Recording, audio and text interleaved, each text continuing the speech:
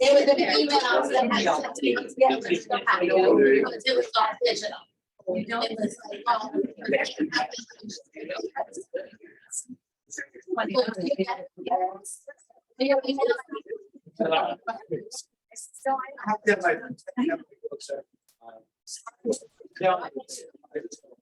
Everyone. Thank you, everyone, and welcome to the Planning and Zoning and Plan of Conservation Development Committee. My name is Joan Veely, I'm the chair, and I'm just going to have folks just introduce themselves as they go around the table and state at what level you're with the town right now, whether it's planning or zoning or conservation or whatever. All right, so who wants to begin? Andra. Andra Miller, planning and zoning. Okay. Scott Hamill, planning and zoning. All right. I'm talking about planning and zoning. Wow. June Daly, planning and zoning. Diane Jorsey, planning and zoning, and POCD committee. Yeah. POCD. And so I'm Joan Veely, I'm the chair, planning and zoning and city committee chair.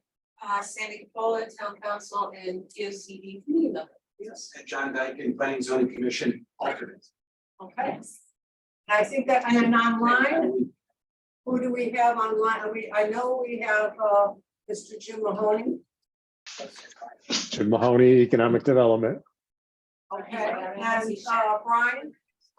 Brian Rogan, Planning and Zoning, and POCD. Okay, terrific. And is there anyone else that I missed? Okay. And yes, our attorney. Yeah.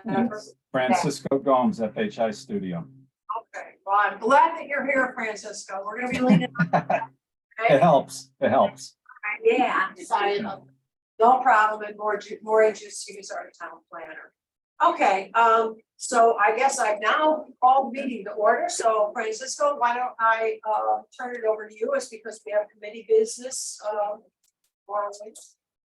Okay, thank you very much. Well, welcome everyone back. We are this evening going to pick up where we left off last month. So let me show you our agenda. It's very straightforward. First, update you on the great news about our POCD. I think all of whom are aware, but just in case anyone tuning in is not aware, we'll get you caught up on the status of that. And then we'll jump right into our zoning work, exactly where we left off, and then talk about what is in front of us with next steps. So our POCD status. We successfully adopted it last week. Yes. Congratulations, everyone. We have since, and thank you to Tim for having a sharp eye and pointing some issues with the fire station information and the assessor's records.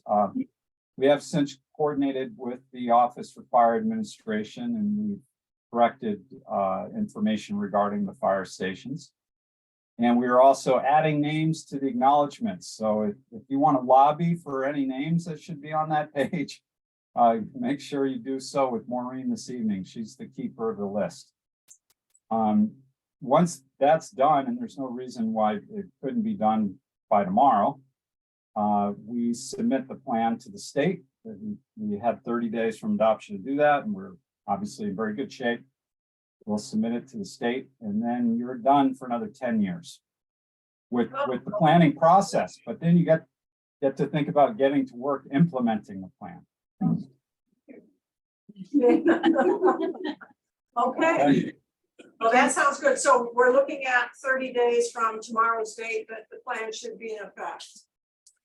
The plan was in effect as soon as you adopted it. We have 30 days from adoption to file it with the state. But the Okay, moment you adopted it, it became in effect. so this is already a week old. Yeah, your plan's already collecting dust. That's a nice way to look at it. Yeah. No, I mean, here we are at work on the plan, on really executing some of the plan's recommendations already. So the plan is already at work. Okay. So with that said, let's jump right back into our presentation and our topics. I don't want to rehash everything we went through last week, otherwise we might get stuck there. So I want to pick up right where we left off, and that was we had not yet arrived at this slide or this issue. And this surrounds, and as a reminder, everyone, we were tasked, my team was tasked with reviewing your zoning regulations to identify opportunities to expand housing choice in Berlin in response, as directed by your affordable housing plan and as directed by the POCD. And so that's what we did. We identified a number of areas of opportunity and some constraints to actually increasing the supply and diversity of housing. So I'm going to walk you through these different opportunities, identify what the constraints are, and then talk about some options that as a commission you might have that you could take. So this item is in regard to looking for opportunities for housing in your R7 district. And what we see is the R7 district allows both single family and two family housing, which is good. Most of those two family homes are older, historic, they're not modern duplexes, but you could build a more modern duplex. One of the challenges to that is that for two family homes, you have a different set of standards, lot standards. So as you can see in the table, for a single family house in the R7, you need a lot area of 7,200 square feet, and that's where the R7 comes from. However, if you have a two family house, you need 10,000 square feet. The frontage requirement is more, lot width requirement is more, and the side yard setback is greater. Now, the reasoning or the justification behind this is that you have an extra dwelling unit there, so you have more density, so you want things to be spread out a little more and a little bit of a larger lot to accommodate that. The downside of it is that many of the lots that you have in this district simply aren't big enough to accommodate a two family house. So if you had a vacant lot or a house that were being rebuilt or retrofitted, the lot just isn't big enough to allow for two family. So this district, while it does allow two family houses, really doesn't allow for any growth within the district or expansion of housing supply. It's very limited. And the effect that it has is it basically allows the existing two family to continue to be used as conforming uses, and some of them may actually not conform to the lot standards. But it's really very restrictive of new housing development. In addition to that, the R7 is the only district where two families are currently allowed. They were formerly allowed in the R11, if I recall correctly, and then that was removed a while back. So if we move on to your options, option one would be to go ahead and allow two family dwellings in the R11 district as you do in the R7, because on the ground, those districts look very similar. It'd be hard pressed to tell the difference from one street to another, what was R7 or R11. They're geographically proximate to one another. And at one point, as I'd mentioned, as recent as the early 2000s, R11 districts did allow for two family homes. So that's one option. That's pretty simple. I don't think it would be too disruptive, but it obviously a change to how you're doing business. The next option is to make the bulk and area requirements for two family dwellings the same as single family dwellings. And this may allow the conversion of some existing single family homes to two family homes if this is something that's desirable. You could provide the caveat that one of the units be deed restricted as affordable housing in order to enable that, a conversion that is. So those are the options we're putting in front of you. And now I'd like to open it up to your comments and discussion about these options. I have a question in regards to the information that we just heard, and thank you for all that. for zone 7, that's how we stated it in our planning document. Is the state, or if we aren't at 10%, can anyone come in and grab like a zone 11, R11 already and say, we want to put affordable housing here, or does it have to go to R7 as we've currently outlined it in our document? So, what I'm talking about is just 2-family homes, nothing greater than that. And they are, 2-family homes are currently allowed by right in the R7, provided you meet all lot standard requirements. With respect to any higher density affordable housing that is constructed or permitted through 830G through an appeal via 830G, that can go anywhere in town where residential is allowed, right? So this R7, R11 doesn't matter. It allows 2-family, 1-family. They circumvent through zoning in that scenario. By law and regulations, so. So, I don't know. So anywhere where residential is allowed, they can come in and ask for that. Yeah. That's what I. Actually, yeah, I was gonna say, it could go beyond where residential is allowed now. I mean, there's an industrial exclusion, but even there, if you had industrial, if you had some residential allowed in that zone, that might not work.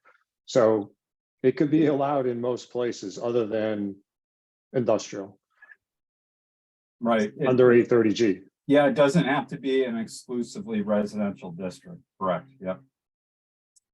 The only thing that I would add to that is that although we are looking at the affordable housing issue, I think what we have to do is remember when we go through this plan, or at least my approach to it, is that we have to look at the overall plan and how to move the town forward and not live in fear. I think that's what's happening with the newspapers and everything. There's this fear about affordable housing and what the state's going to do. And that may be realistic, but I think we have to keep our eyes on the ball in the sense that we have to do the best product for our town. And we're in the driver's seat. Right now we have control over how that growth is catered to. And it's an excellent point.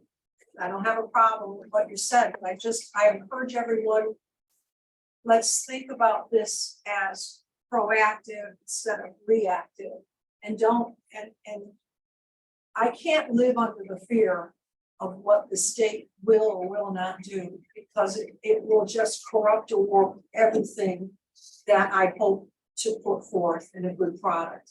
So I just ask everyone that as we look at this, think about the areas that are involved with the R7 zone, the R11.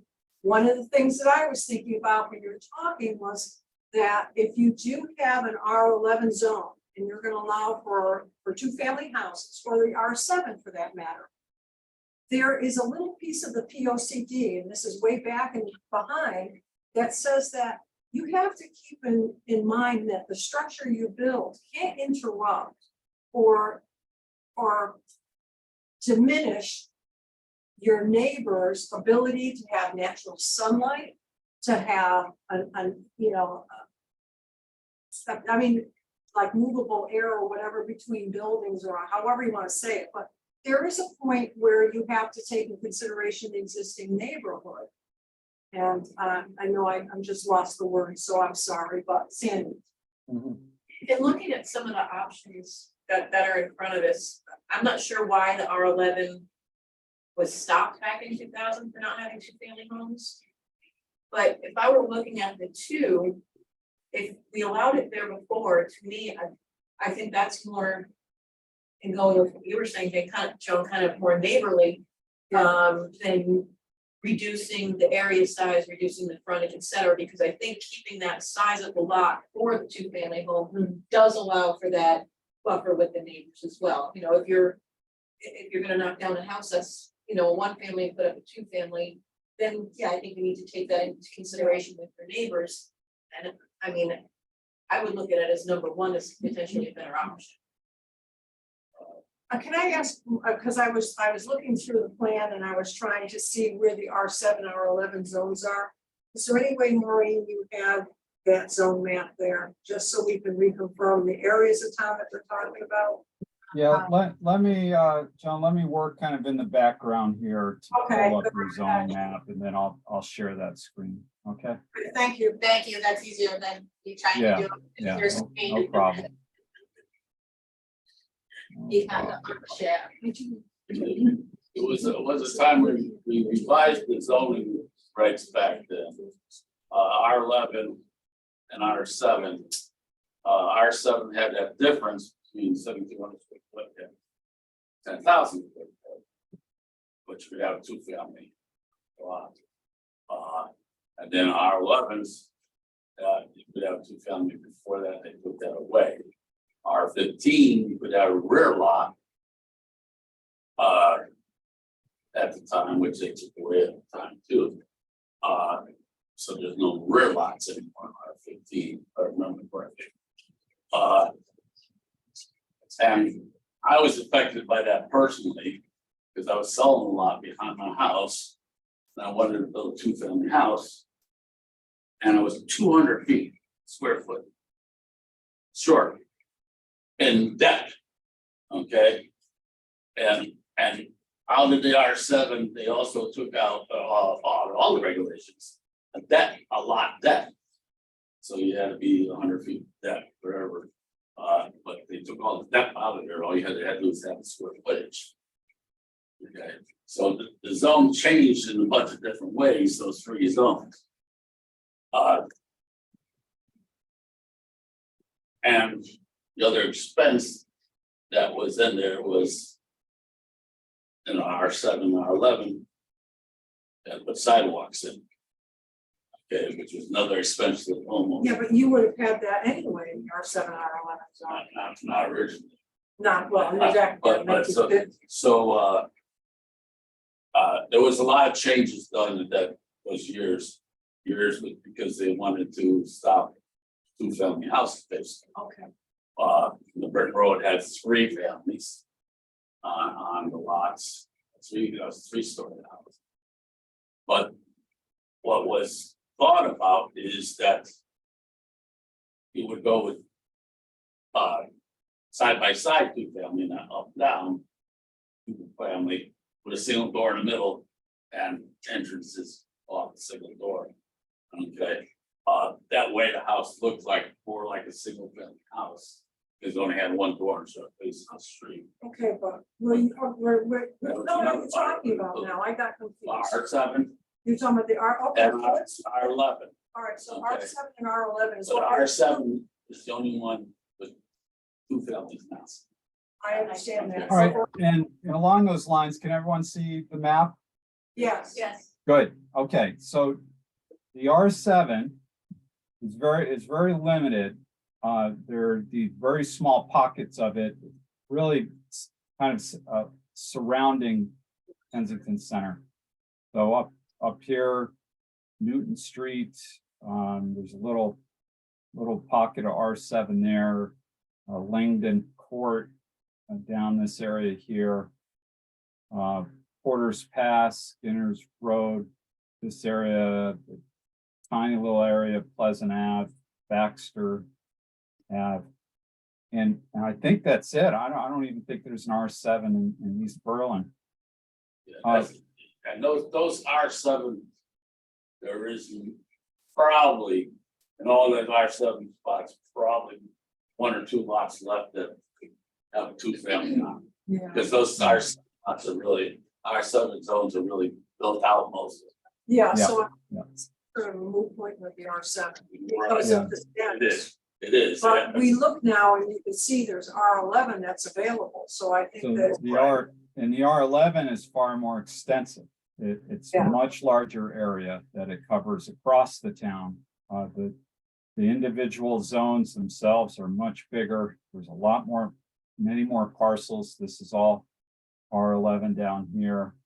All R11 around the high school. Mhm. And I think that's it. I'm not sure we have any or some R11, East Berlin. R11. So you have more R11 areas and the areas are much larger. Yeah. Okay? If I may, I believe the way our seven is with the two different lot sizes for single family and two family, I think before it was changed, R11 required a larger lot size for two family as well. If I remember my Yeah, old, I would imagine so. R Yeah. 15 did. yeah, I think it was up to R15 R size. 15, Right. Our- Single family was 100, two family was 125. R. So in the We R do 11 have- zone, what would the setbacks then be for a two family? Or when we talk about two family, are we talking about 2 stories, or are we talking a duplex? It doesn't matter, it's just two families, however they architecturally designed the building. All right, so when we, So, you know, I'm saying, a so lot of, say, like, Fort Rod Road is R11, has a number of houses that are R11, but they're two family houses, but they're not conforming, and that's what I was gonna say, a lot of there's many properties in R11 zone that are grandfathered or non-conforming because they were two family before the regulation changed in the early 2000s. Many of those, I would say, are first floor, one family, the second floor is the other family. They're older, that kind of more 1930s style house, I'd say 20s, 30s, so two family. Do you know why it was changed? Like why the two family was taken away from us? because nobody wanted to live upstairs. They're actually Older people want to be on the first over floor. in the ours, well, let me answer the rest of the other questions first, so over off of Christian Lane. Where you go across Borders Pass and it turns into Christian Lane, the R7 zone that's over there near Old Brickyard. A number of those houses are actually look more like duplexes with the two front doors, and it might be either side or one might be upstairs, but they have the two side by side type doors. Yeah. So just to give that little background, I did not look at the record as far as 2000, I think it was about 2003 that was changed, and Jim may have more information on that because he was around, but it might be digging too far into the depths to I was remember. just curious why it was changed. Yeah, I wouldn't, I can't remember exactly. I think, you know, that wasn't my central issue in my involvement in 2003. But I think, you know, obviously what they were shooting at is less two-family houses at that time for whatever philosophical reasons. And now, you know, do you want to reevaluate that? Yeah, and I think also, Jim, back then, it was, everyone was doing open space, single family home designs.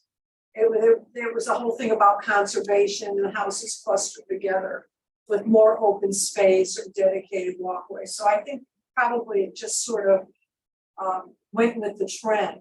People were not so inclined to see the two families, they wanted their own. So to Right. speak. That was the time that multifamily or condos were being thought about basically. And they didn't want that many multifamilies with all the condos coming in.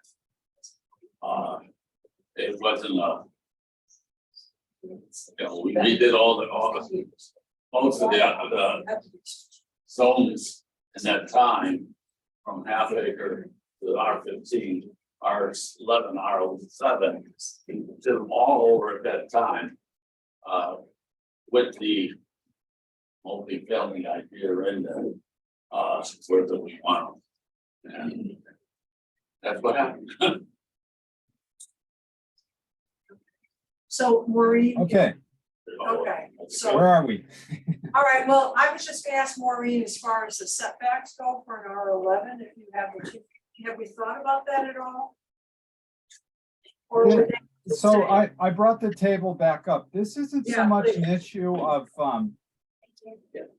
just to make sure the front setback, you actually prefer to have consistent on a street rather than have a two-family dwelling set further back and break the rhythm of the street. The buildings, houses tend to be built out to a pretty consistent setback, and something tends to stick out like a sore thumb when it deviates from that. So the front setback, for that reason, currently is the same between a single family, two-family house in the R7. It's the side yard setback that differs. In the rear yard setbacks are pretty generous, so there's not a difference needed there. The side yard setback is what is larger for a two-family. And then, of course, you have, you require a larger lot with frontage, which are very close to the same thing, and a larger lot area. So if we were to entertain the concept of allowing, once again, in the R11, we could, if we have anything on record, look back historically at what the bulk standards were when it was allowed in the R11, or we just apply this same kind of formula to the R11. Basically meaning it looks like the frontage requirement is like 30% more, whatever it is, et cetera. It's just a multiple. The side yard setbacks 50% more, and we just use that same kind of ratio. I never understood on this R7 why the frontage in a single family house 60 feet, two family was 80, but the lot width on the two family is 35 width. A lot frontage 80 and the width 70 don't make sense. It's just a strange inconsistency, and you know, we could have another argument about whether or not you really need both a frontage and a lot width requirement, but that's a separate issue. Yes. Okay. There may have been, and I don't know, but there may have been a study of what existed. So one of the things I think is ideal to do, it doesn't usually pan out time-wise, but is to see what when you change a zoning reg, especially a dimensional regs, how much of the town are you making non-conforming? Because you really don't want to force a big bulk of non-conformity if you can help it. So perhaps they found that 75 was what the houses actually had or something. I think And I that don't know that that could be true, but that's a logic that you might follow. if that you- discrepancy is there, I A think, deep was study. because they took lot depth out of the equation on most of these, I think all cases. Just square footage of the lot came in effect, not lot depth. So it wasn't 80-foot frontage, 125-foot deck or whatever. It was the it was a weird form. To tell you the truth. So, you know, as a reminder, you know, what we're trying to accomplish this evening is I'm looking to you as a committee, as a commission, to give me some direction in our report. Our report is not binding. It is a series of recommendations. We're basically going to point you as a commission and Maureen's office in a direction and say, you know, these are things that you should seriously consider taking on over the next couple of years with respect to zoning amendments. And so we want to give that as much shape as we can in that report. But this is all open for negotiation, for additional discussion, for fine tuning. We just want to basically commit to, you know, let's include that in the report. That's something we want to consider moving forward, or no, let's get rid of that. We don't want to do that. It's not appropriate. And so that's the kind of direction I need from you this evening. And rest assured, if we move forward with any of this, you're going to get a few more chances to really fine tune it and get it exactly where it needs to be. My only thoughts are possibly on the R11 is, I'm not sure how much is undeveloped. Maybe if we want to consider the two-family for the undeveloped R11 and not in older neighborhoods that people are established. I don't know if we can separate those two Well- or if that would be attractive or not, I don't know. Yeah, generally speaking, if you allow that as a use, you have to allow it everywhere within the district. You can't distinguish between an undeveloped lot and a property that could be redeveloped. So one of the things that I think might be worthy of consideration, to keep the consistency within the neighborhood might be to consider height restrictions. Or a mandate for duplex rather than 2-story. If that's something that, I think your height restrictions, I believe, are 35 feet. And Yes. that, so that is already gonna limit all development. I mean, right there, you limit it to 2 stories, which, there's lots of 2-story development here. So you're not gonna get anything in height that's towering above anything else in any of these districts, even if it's an up and down 2-family versus a side by side. It, maybe it's got a little bit steeper of a roof pitch than a 2-family colonial next to it. But it's not going to be a big difference because that you've got a height restriction that's already pretty limiting. Well, I think that, just briefly, that Diane's point, which I I look at it and I kind of agree with it. I think the duplex might be a better plan, especially for an established neighborhood. So if somebody does have a parcel that they want to put a duplex in, it might blend more easily with a single family residential area. Plus, we may also want to add it as a special permit. Yeah, and that's absolutely something you have the purview of doing. Absolutely. Yeah, all right. Well, I I mean, think, that's an extra hoop to jump through, but at the very least, you're permitting it. And I really don't expect that you would be flooded with applications, right? Because there are only so many developable lots. And we know it's costly to build right now, so it's not like people are gonna be tearing down Cape Cods to put up duplexes. I mean, you're gonna get 1 or 2 of these a year, maybe. So if you're more comfortable with the special permit requirement, then we could certainly something we could entertain. And like I said, also one option is deed restriction of one of the units. yes. Yeah, I agree with that. So, yeah, there's you did. going on. Yeah. but it's just saying. affordable. How do they do that? Yeah. All right, I think that we have, I think almost a consensus that we're willing to look at it and we have some controls that we want to put on it as well. Okay. Yeah, I You think don't I understand it. And we'll keep those separate bulk requirements for the 2, a higher standard for 2-family. Okay. All right. Good, very good, very good. All right. Next, and I've got a number of slides on this. So accessory dwelling units. And I think we all know what I'm talking about when I just describe an accessory dwelling unit, but let me lay it out for you.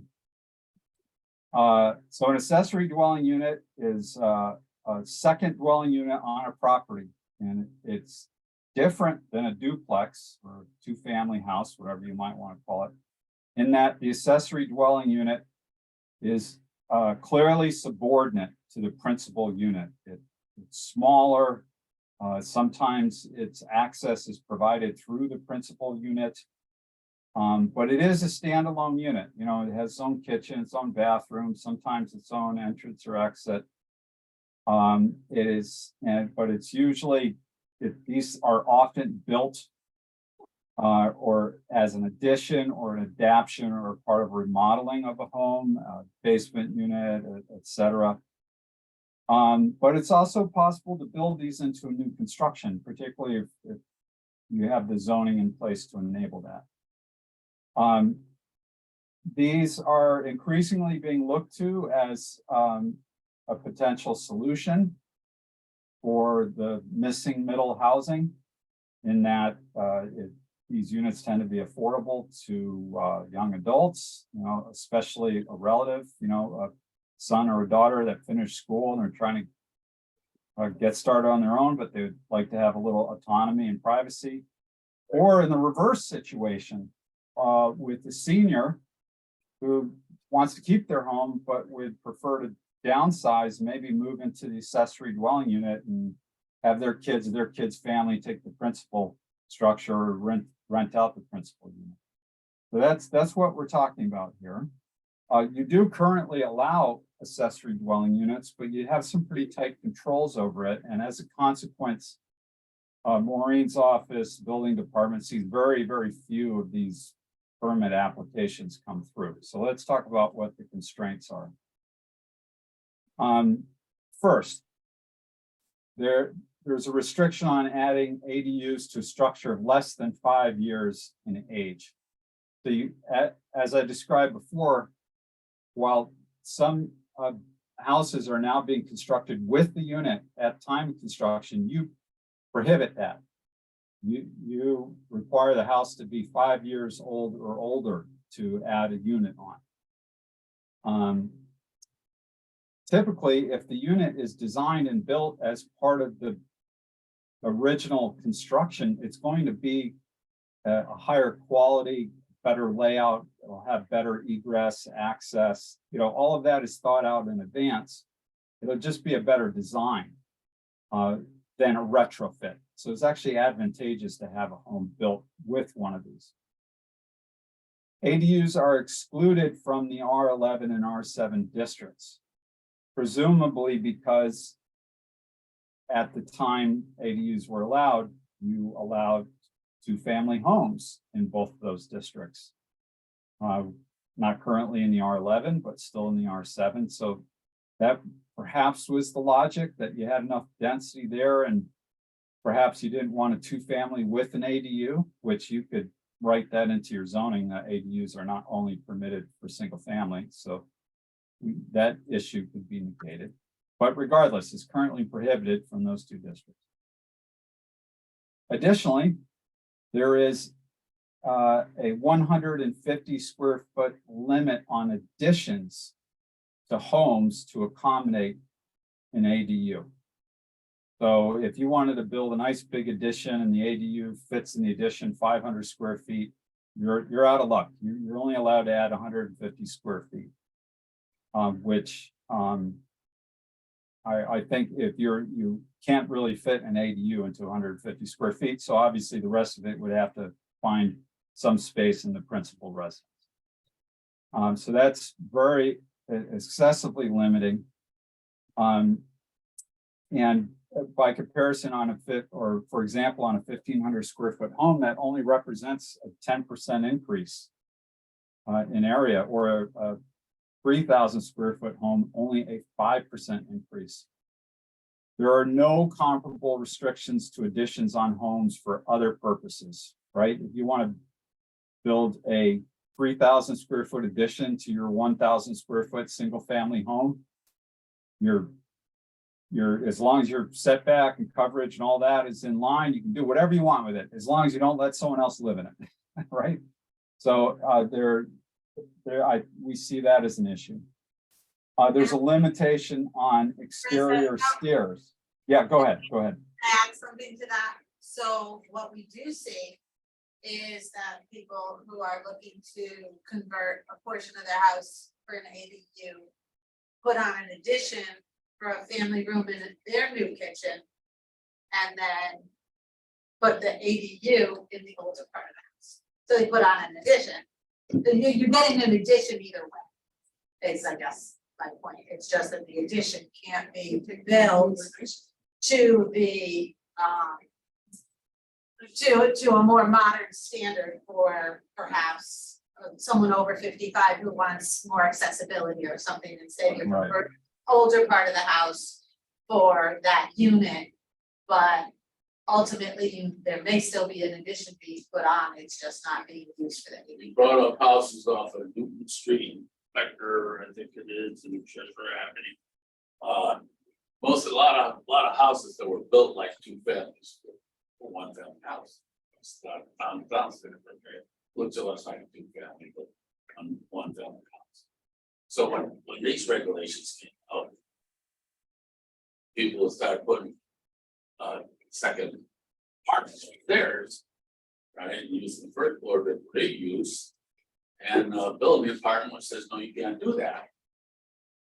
Right, and the building department would tell them, and they would ask them, why can't I do that in my own house? And the building department said, you can't have a sink upstairs. Basically, kitchen upstairs, right? So exactly what they did is they built the upstairs like they wanted to. When the bill after the building inspector did their inspection, they put a sink in the counter. Okay, and they had a two family. There's a lot of them on Becker and that area now. There are two families. You know, so they went around the rule that way, Get credit for you it. know. Let's shake them down. And they We just don't let may the- be at They 15%. just let the justice incentives in there to see the house. All right, well, that's very interesting. Okay, so there's that issue. Next is the limitation on exterior stairs. So, you're not allowed to have exterior stairs servicing an entrance to the accessory dwelling unit, which is overly restrictive. It's also not clear if a simple doorway landing and 2 steps would constitute stairs, because there's not a definition as to how many steps constitutes a set of stairs. And it's prohibited outright. Even if it were located at the rear of the property, which would have no or minimal adverse impact to surrounding properties. So that should be loosened up so that you could provide exclusive access to the accessory dwelling.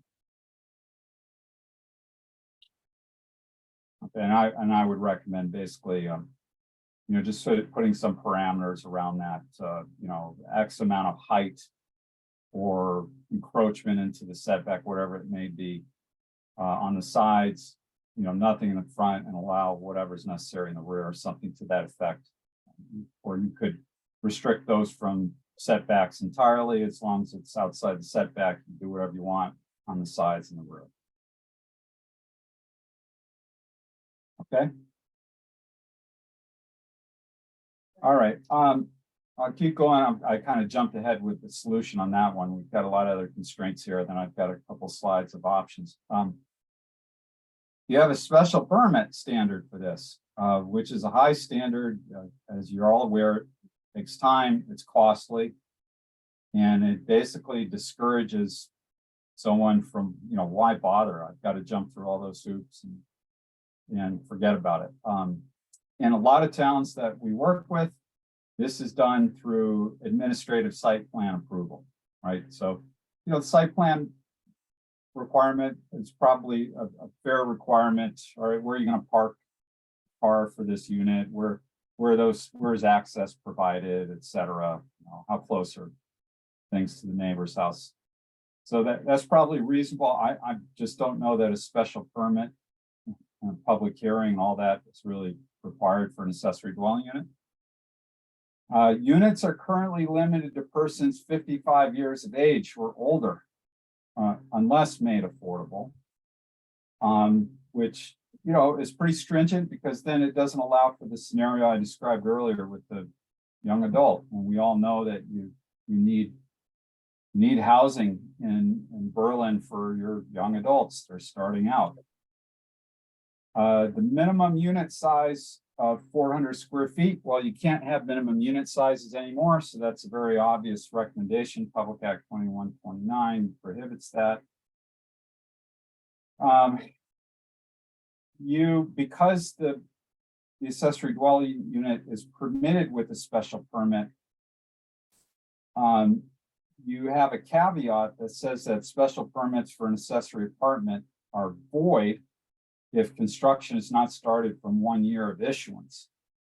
And I defer to Jennifer on this, but it's my understanding through case law, while there is some conflicting law on this, that a special permit, once approved, is supposed to run with the land and be permanent.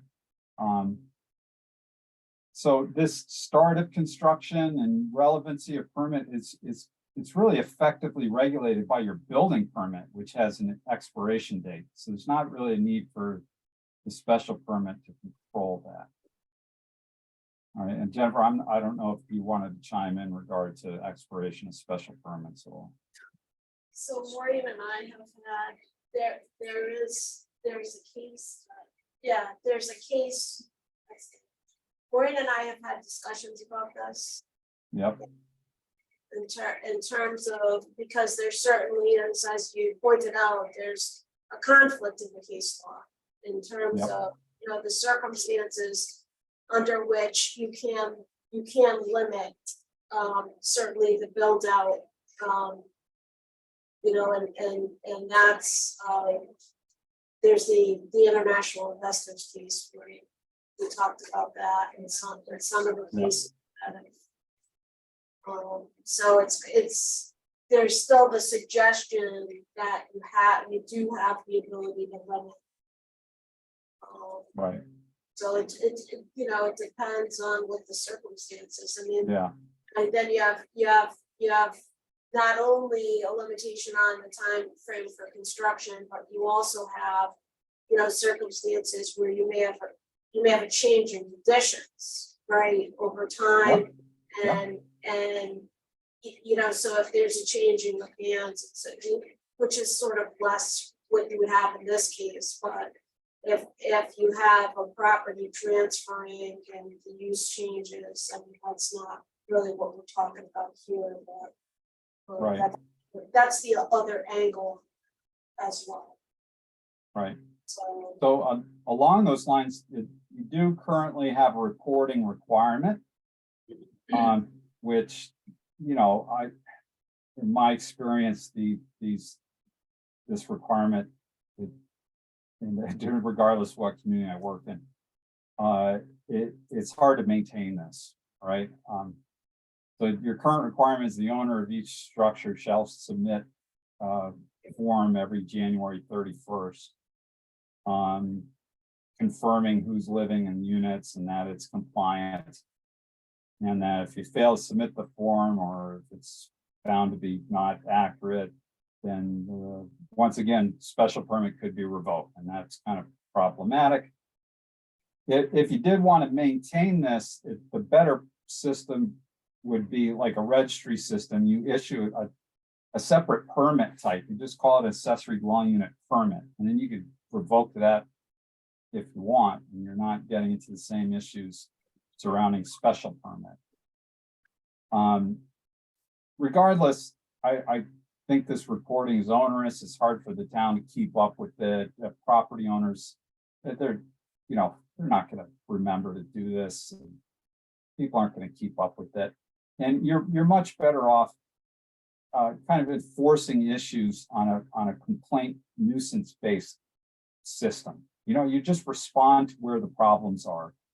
And you enforce the regulations that you have in that way. And one of the next issues we see is not really a constraint, but it's an issue is that you don't have any off-street parking requirements identified, which, it would be one unit, one space, right? Any given single family home can accommodate that in a driveway, but it's something you'd want to see on a site plan so that you're not pushing cars out onto the street. Okay, so those are all the issues or constraints, and here are the options before us. First, just remove the restriction on ADUs and homes less than 5 years old. Just let someone build it into a new construction. It's a good thing.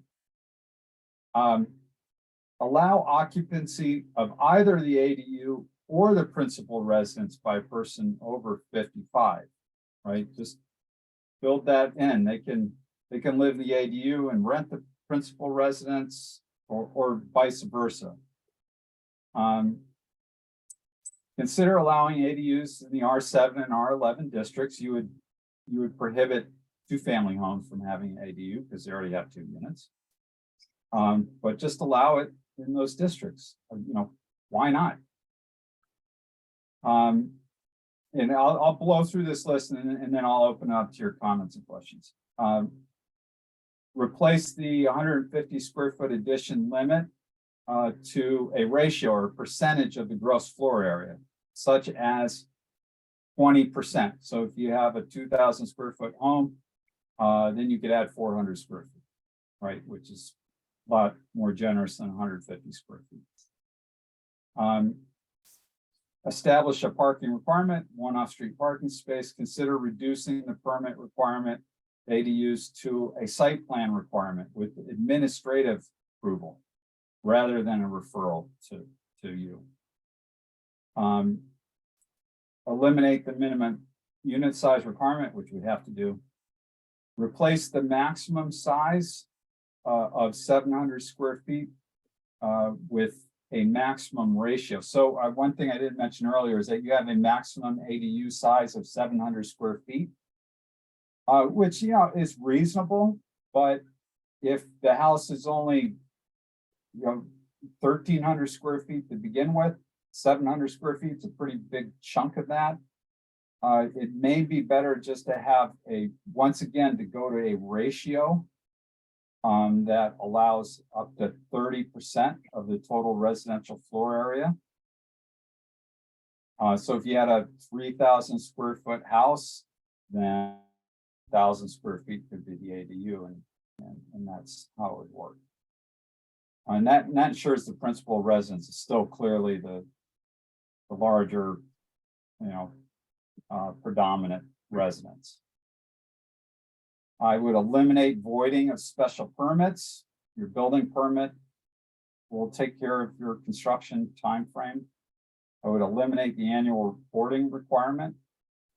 And I would consider in lieu, you know, if you were to eliminate that reporting requirement, I would consider creating a new permit type for ADUs called accessory dwelling units permit, just that acts just as a registry. And then it's something that you can revoke if certain conditions aren't met. You can take it away.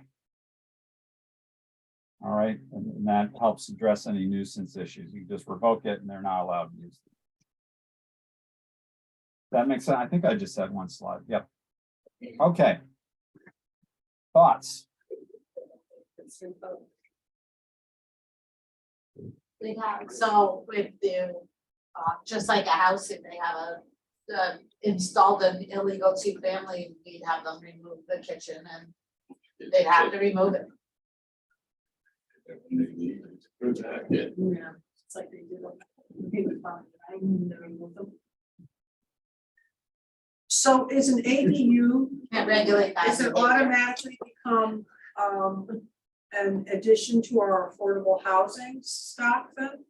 So, No, not unless it's deed restricted, which There you go. is also an option that's in play here. You could create certain conditions where, yeah, you can build an ADU, but it needs to be deed restricted affordable. Well, yeah, because otherwise what's happening is we keep adding housing onto our housing stock, which means that it's getting richer. And the Your affordable, denominator.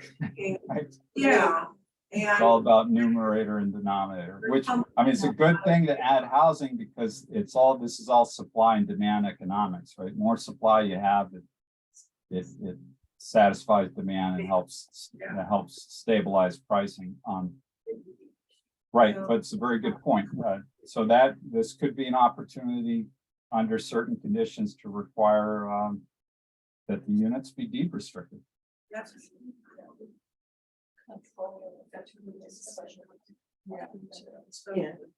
yeah, and also we will control it as far as. All right. I've got a question, Francisco, on Yeah. the maximum size. You've got 700 now, and then you have suggesting a ratio. Are you suggesting either 700 or 30% of the floor area, whichever is greater? Because if it was, 1,000 square foot house and then it's 30%, then it can only be 300 square feet. So that'd be reducing the requirement. Yeah, I'm sorry, I should have provided that language there. Whatever is greater, it just. Okay. It provides a little more flexibility. So if you have a much bigger home, you could have a ADU that's a little bigger because the home itself is larger, and that way it's still clearly subordinate to the principal residence. That was my question just now, Yeah, thinking of my own house. Oh, no, not again. No, it's 1,865 square foot. And I got a garage and it's full walkout basement, 2 sliders going out, okay? Do you have pictures? I You keep describing. don't, anyway, I'm there's a garage in the bottom of it. In the bottom of the house, which takes up 130 square foot, and a furnace area that takes up another 100. So I got 1,635 square foot of empty space in my cellar. Okay, with a full walkout basement. That's a good size apartment down there, you know, very plumb for bathroom and everything else, but No, I'm sending the assessor over. well, some nice. long time ago. But Yeah. But I'm just saying that if you're on a larger home, if you're putting it to with 700 square foot. And now you're going 1,000 square foot or 30%. You know, someone with this situation, it's not gonna. To be able to do it correctly, you know, so that's why. You know, every situation is different, so under a special permit. Yes, you can see. What the reason why they're doing the square footage, you know. Just like the one I'm thinking of is when we just got, the lady came in and went to Oh, yeah. zoning, you know, all that other stuff, okay? Sure, those are- And she was 400 square foot, whatever, bigger than the reg, right? And it was stupid, and we sent her to the ZBA to get a thing, because it was stupid not to use the whole cellar. You know, for that purpose. Yeah, we saw that because of. We saw that, the and that- same, that- and that it was the way situation. to help her. You know, we helped her along to do it, so, you know, this, when you put those square footage down there. You know, it's gonna restrict. People wanna do it, But I mean, if there's a restriction already, say 700, right? Yeah. And she came to you and you sent her to ZBA. right? What difference would it be if it was 700 or 30%? And she came, you could still send it to ZBA, correct? Yeah, So I mean, that yeah, would. it's just another You can process. still do the same Let's thing, send but this up. It's another process for the homeowner, and they gotta show. I don't wanna leave They it. haven't changed that. They have to still show hardship. They didn't change the variance standard that was proposed it didn't pass. Yeah.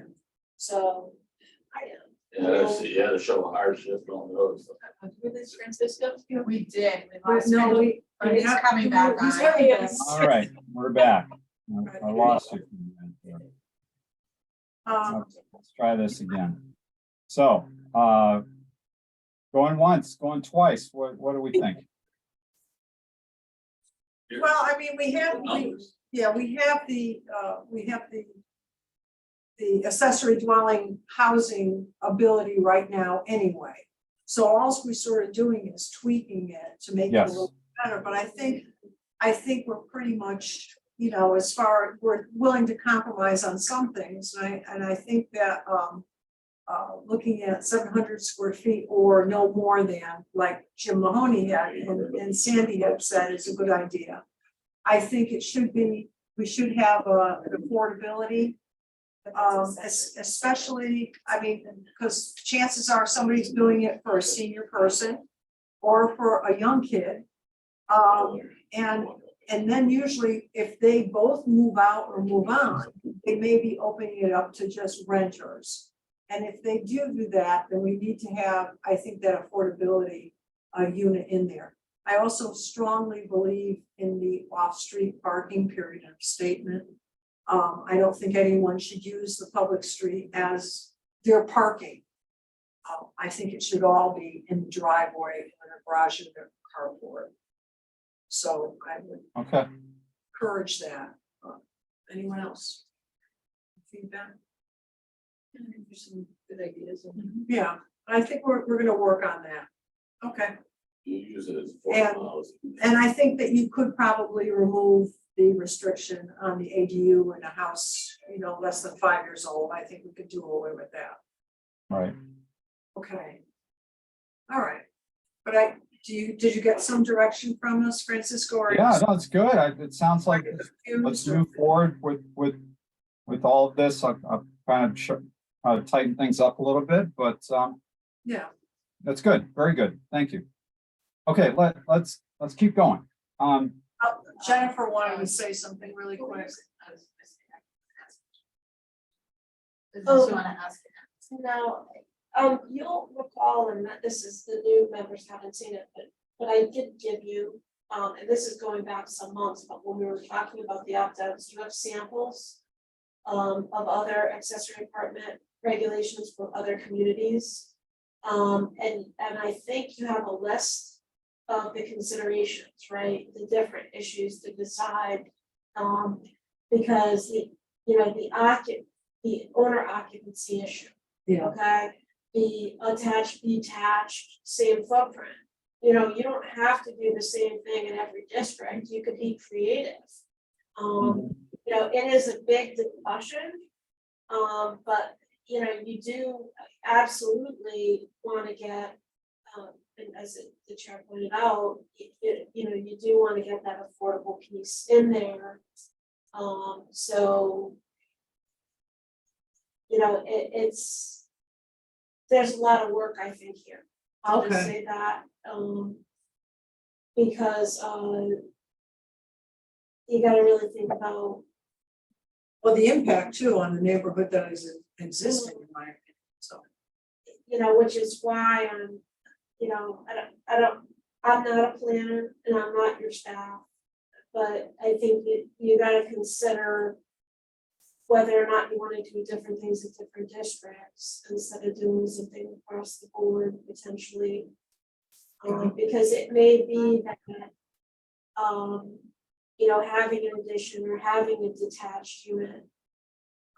Because because when you talk about saying, and I'm just saying, just based upon discussions I've had in other towns, but when you talk about saying footprint, there's something in that in itself that some property owners don't want to do.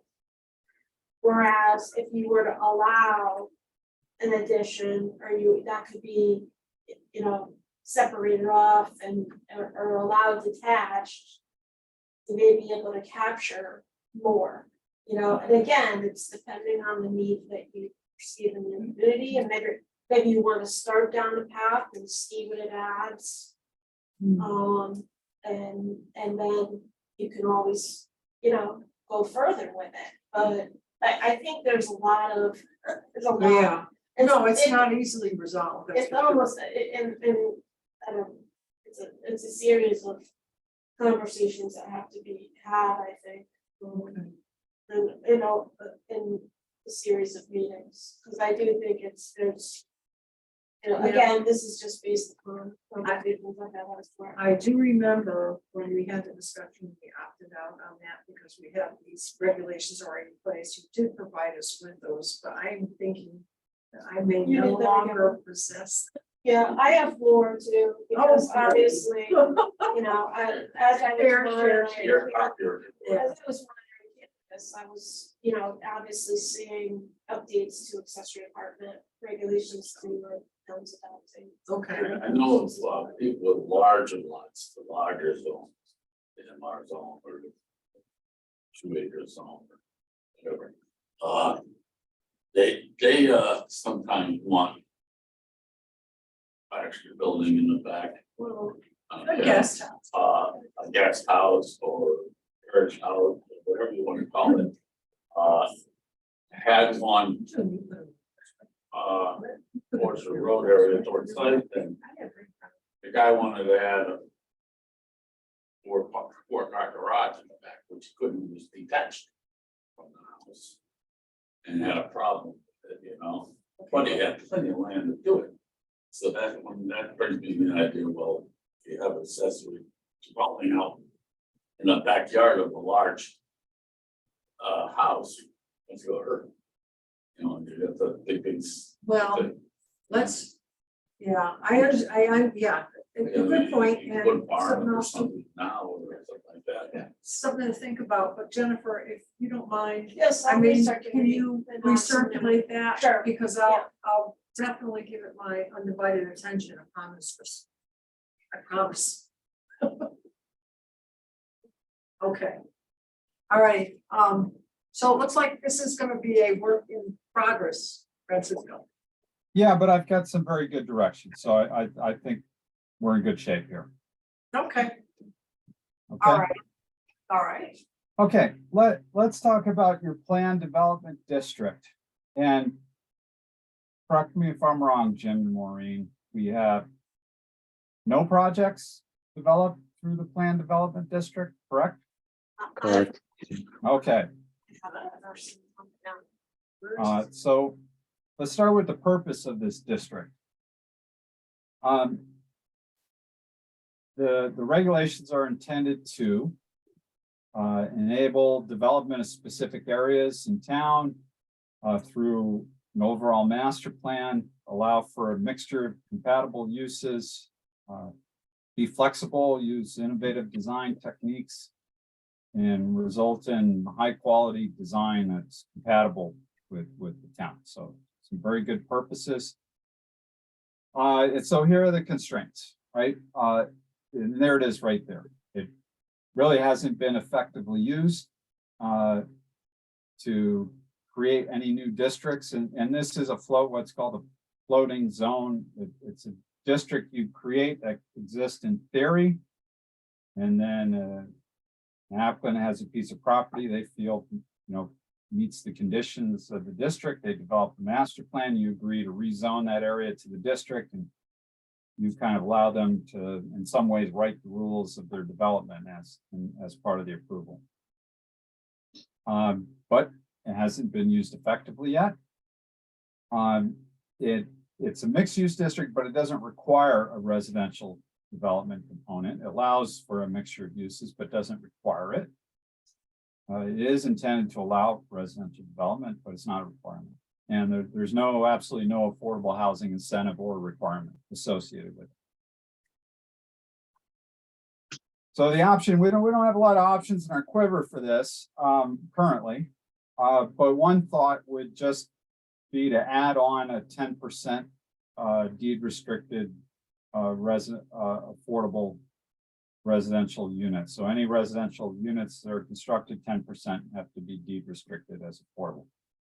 So if and when you do have an application of either multifamily mixed use application comes before you, you get that 10%, and you're adding, and going back to doing the math on your affordable housing supply, you're adding to both the numerator and the denominator at the same time, and you're moving up in affordable housing supply, not down. And that's it for this. It would be a much bigger discussion to talk about, why no projects have successfully been developed through this. Are the standards for sites qualification too strict? Are the other standards not permissive enough? Do you need to allow higher densities or whatever it may be? That's a whole separate discussion. But in terms of ensuring that this district, when residential development is developed, that you're also adding to your affordable housing supply, this is how we would accomplish it. Maureen, where is Another, It's an overlay to use at another place, so a developer would come in and propose a planned development district in a certain place, so it'll be overlaid on other area.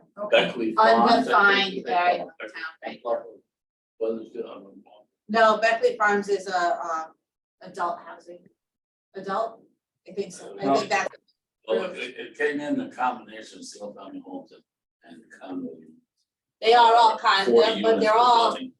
it's all on one piece of property, it's all still. It's all on one piece of property, because Yeah. now it got changed when. they So came could back you in. come in on an industrial or commercial property and propose this? Because we haven't had to use it and Yeah.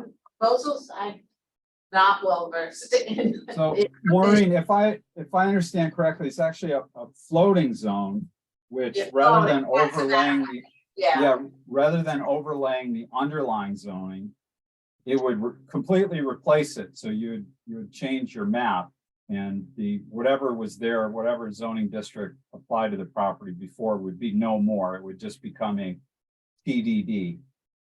And typically, these are sometimes numbered individually, PDD 1, PDD 2, and each one has its kind of own set of, can have its own set of standards. The way these floating zones work in planned development district is you're really working with the developer, the applicant, to develop the master plan and to write the rules of the district. You're coming up with the regulations that will apply. So it's a very back and forth process. And the real power in it is that as a commission, you're working in your legislative capacity, meaning a developer could come before you with a project and they're basically meeting all the basic standards of a PDD and qualifying to do a PDD. But you as a commission don't have to, you're not under any requirement at all to rezone, because it's a rezoning issue and you're acting in your legislative and not your ministerial capacity. So that's the beauty of it. You hold all the cards and you don't rezone unless you really like the project and it's in the right place, it's the right fit, right project, right property, right developer, and all the conditions are right. And then you can green light it. And that's the beauty of it. You know, that being said, it hasn't been effectively used as of yet, but I think adding this requirement is kind of a no-brainer, right? It's not going to stop a project from happening. One thought, just whether we want to say not less than 10%, Right. At least 10%. at least 10%, right? Yep. I was thinking the same thing, Jim, because they're gonna change that goalpost again.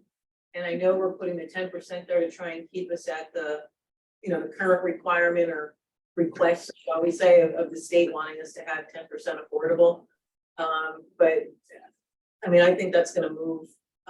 So I would agree. I think, we need to really look and consider that number. And I think your suggestion of having it at a minimum of, is good. And maybe as the Planning and Zoning Commission, they can take a look at it, and maybe depending on the size of it, they want to come up with some standards or something. So it's not based on per project, but if it's going to be this many units, then it's this, or if it's going to be this many square feet, then it has to be that. But that might be something to consider.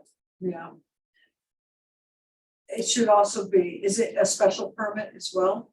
Yes. Yeah, okay, but Well, and so what you can do, so the actual approval of the PDD is a process that's not unlike a special permit process, right? It's, you have to have public hearing because you're doing a zone change and they have to provide site plan, and it's a very rigorous process.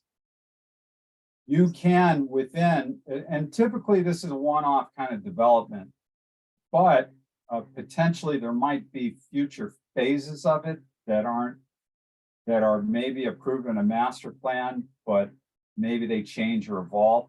So you can require a special permit for any future development that's not, either isn't identified in the master plan or deviates from the master plan. So you, in the future, when something new comes through that district, you can still require a special permit for it.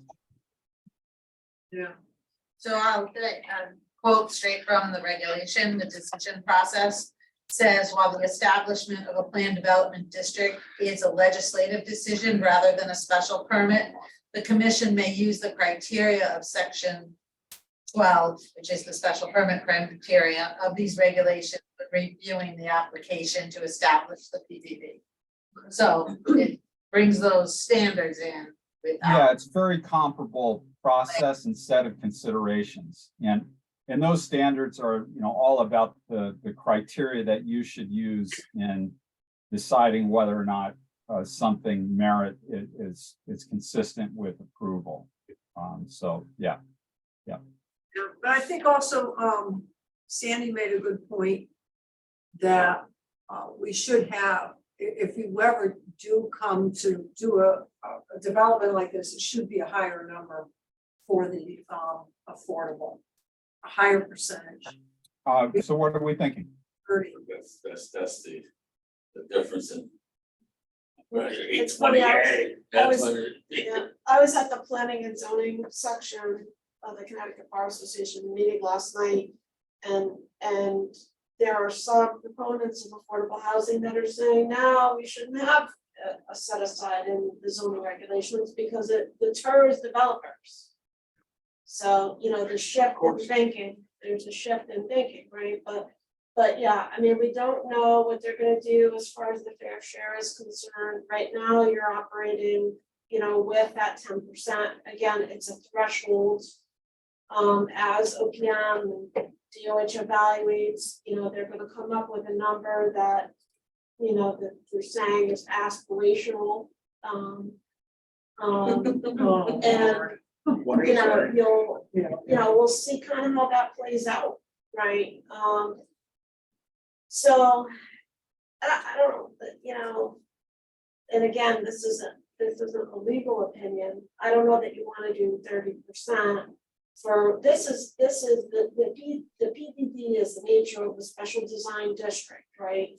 And the idea, what I've seen happen in other towns is typically it's a particular area of town, right? Do a PDD and like a lot of the coastline towns, you know, it's further coast, right? Or you might see a special design district right past, because there's an area of town that the town hasn't been successful in developing, right? And somebody will come in and the standards that they will propose, if there's, you know, more than one neighboring district, they'll kind of take a little bit of this from one district, a little bit of that. That's what I've seen happen, right? But it is very much that you don't have to do that. It's they're supposed to come in and they're supposed to propose standards for the special design district, right? And sometimes it does work out that way. I had one in North Haven years ago. Yeah, I don't know that I would go to 30%. Because I don't know that I think saying at least 10%, and then you could change it, you know, you see if you get any bites on it. You know, you can Yeah, I change- would think 20% would be the highest you would want to go. If you were to go beyond 10%. If I recall correctly, and Francisco may have the notes more readily available, or we may have to go back and review them, but I think at the last meeting, you talked about where you would put requirements for affordable units, and I thought you landed, we were leaning towards more than 10. But there was some discussion back and forth of the 15 and with a maximum of 20, and it was still a work in progress, but you had to, if I remember at the last meeting. Yeah, and I'm forgetting now which option that was relevant to, but I think it might have been maybe senior housing. We're all having senior loans. Yeah, I'd have to go back and check, but so we're in agreement that, you know, 10% is absolute floor, we prefer to be higher, 20% is probably the maximum. Do we want to agree just to change this to 15% for the time being? I would just to increase Yeah, and put a range, because it's not a zoning regulation. Right, we're just trying to point you, we're trying to figure out as much as we can now to point you in the right direction in the future. So between 10 to 20%, something like that. Consider raising the. well, you know, that any developer is always gonna hit the Establishing. low point anyway. And it's not a limit, right? If developer wants to come in and do 100%, then, you know, go for it. It's just the minimum, where we can identify a range for the minimum, and then you could, in the future, figure out where that number should be. Well, you could use that as a negotiating thing too, if they're coming with a plan.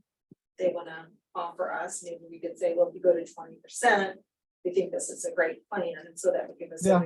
No, that's true. I mean, given the fact that, right, this is not, everything couldn't be negotiated when you're talking about creating a new district. And yeah, that's. I mean, this is. And, Feel like we're just supporting the ground. Okay, all right, let's do that. Let's identify a range, 10-20% All right. as a minimum. Yeah. All right, good. Well, let's keep going. All right, the BTD. All right, let's talk about this. You know, a year and a half or so ago, 2 years ago, when we were hired, I think we expected that there would be a lot of work needed to be done in this area, and then what followed was a ton of applications for Yeah. projects along the Berlin Turnpike. So maybe your regulations are pretty effective already, but let's talk about it.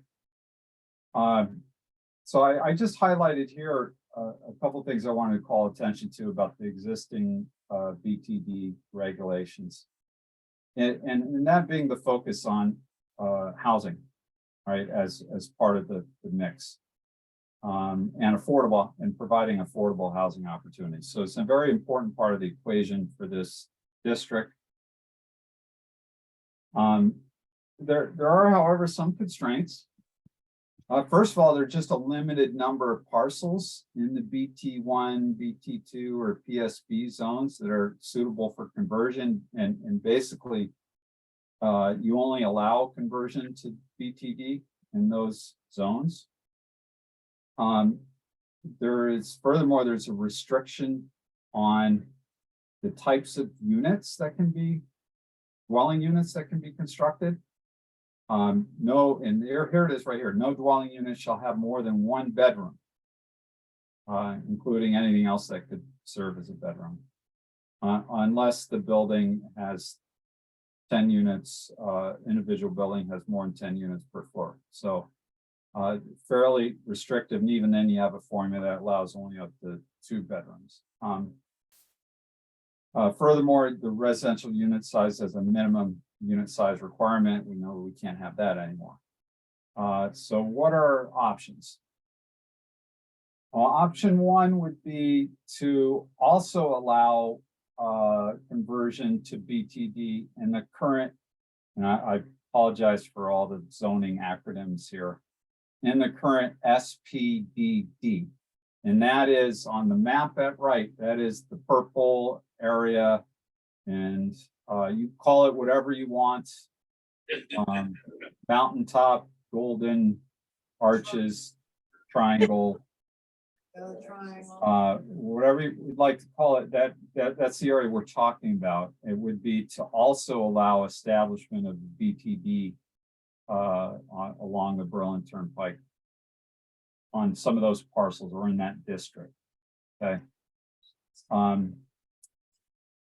Next would be to require a minimum commercial development of 20% on a prorated basis. So it's just to ensure that you're protecting, that you're getting a minimum amount of commercial development and it's not overloaded with residential, so that you're protecting your commercial tax base along the Berlin Turnpike. Okay. And prorated basis basically means, you get to build this much as long as you provide this much, and then you can build this, as you go. It's not like, oh, well, sure, you could build out all your residential first, because a couple of years down the line, you're going to build that 20% commercials. Now you build out the commercial, you get the residential, you get it in tandem. Next would be to remove the restriction on 2-bedroom units. For buildings with less than 10 units per floor, just get rid of that, just allow 2-bedroom units. And increase the limit of 2-bedroom units for up to 50% of the total of units. So half for 1-bedroom or studio, allow up to half be 2-bedroom. And the reason why 2-bedroom are an important part of the equation is Because if you have a small family, you need 2 bedrooms, right? When I say small family, I mean a couple parents, 1 or 2 kids, you need 2 bedrooms. If you have roommates, people that are sharing housing costs, and here's where it's particularly advantageous. And this is the market that I really think it's going to appeal to.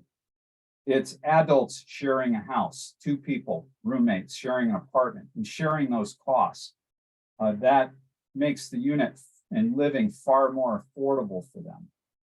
And you really need 2 bedrooms for that. And that's the market I think it's going to appeal to. I don't think the Berlin Turnpike is going to really appeal to families. So I don't think you need to be fearful of like, you're going to be overrun with kids and now you need to build a new school. It's not what we're looking at here with 2-bedroom units. And then we need to get rid of the minimum unit size regulations. Statute. Okay, thoughts?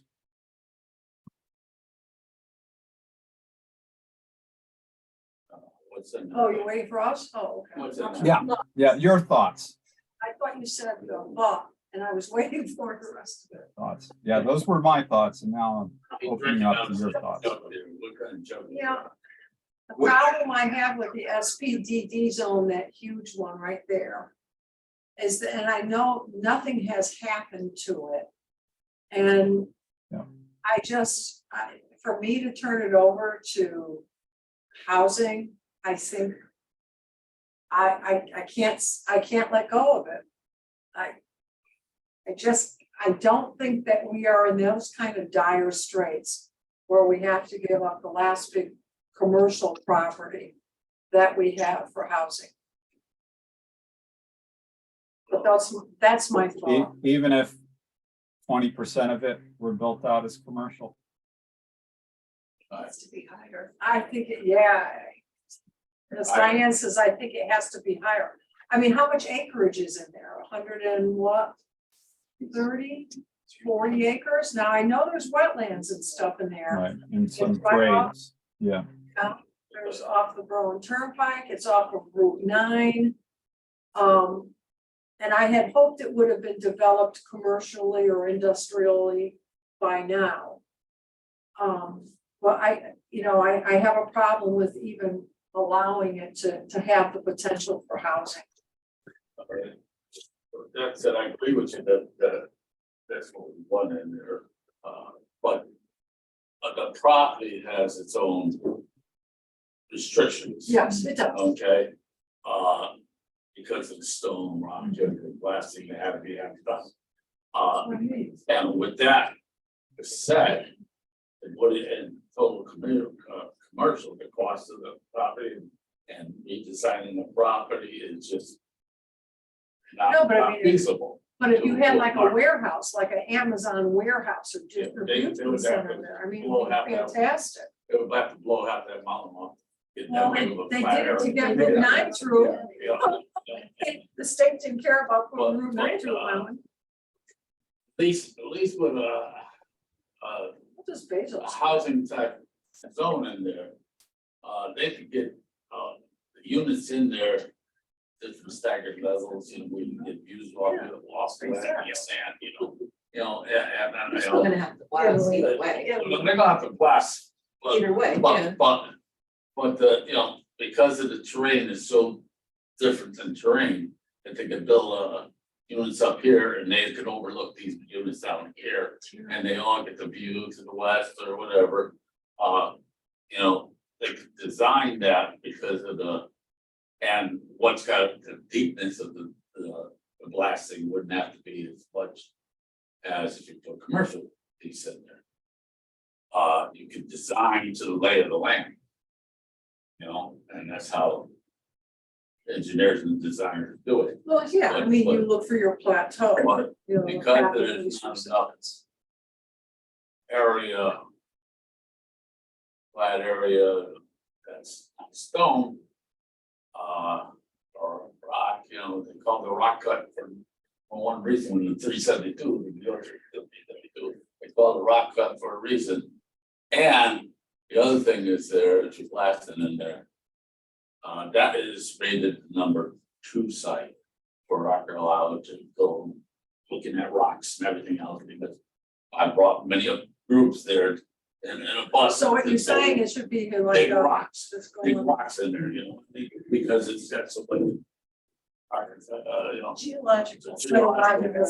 Things in there, so you like that's it. Probably arrow. Things in there, so, you know, whatever goes in there, that's gonna be, someone's gonna come in from the state and say, hey, you can't blast that. No, that's the. No, but I guess, East Coast. so for The mixed unit, the mixed use units we have now, is there a percentage requirement on those? When something's approved for mixed use, with commercial and residential? No, not in the BTD zone. Yeah, I was just gonna say, another angle to this, you know, as we talked before was, you know, we can have different requirements in different zones. So if you feel like the SVDD would be appropriate to have more commercial, we could set a higher commercial standard, Yeah. whether it's 50% or something like that.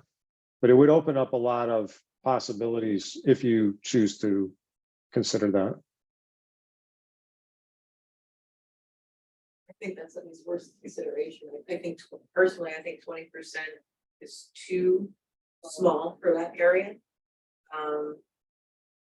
You know, I would like, that's my personal opinion, I would like to see 50%, but that's just my opinion. anyone, any other commissioners? Scott, Audrey, John? I support that, a higher commercial percentage, because you've got such good highway access there, we're trying to develop that area. And Berlin's just getting started, I think, so we need space available to make things attractive. I might be able to go 30%. I don't know. Could I just ask everybody to try to up their voices for the recording, and I think these guys are sometimes struggling with what you guys are saying in the room, so just project if you can, thank you. I personally think that we should go over 30% of commercial development in this zone. That's loud enough. When we talk about commercial development, we're talking about what, gasoline stations, we're talking about EV stations, like a mini mart. I mean, what kind of, what I'm trying to do is I'm trying to imagine that location and why I would drive to that location for commercial development. Really? Bucky's Trust. That's all I have to say. Okay. Check out Bucky's. All right, I'm trying About it.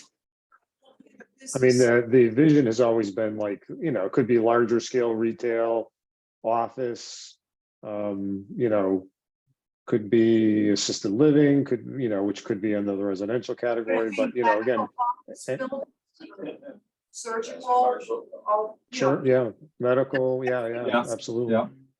You know, I guess because you go to a store these days, I can go to Home Depot and I can be looking for something and saying, it says that you're in the store, it should be here. And they say, oh, you're on the website, you have to order it online, then they'll ship it to the store, you come pick it up, or they'll ship it to your house.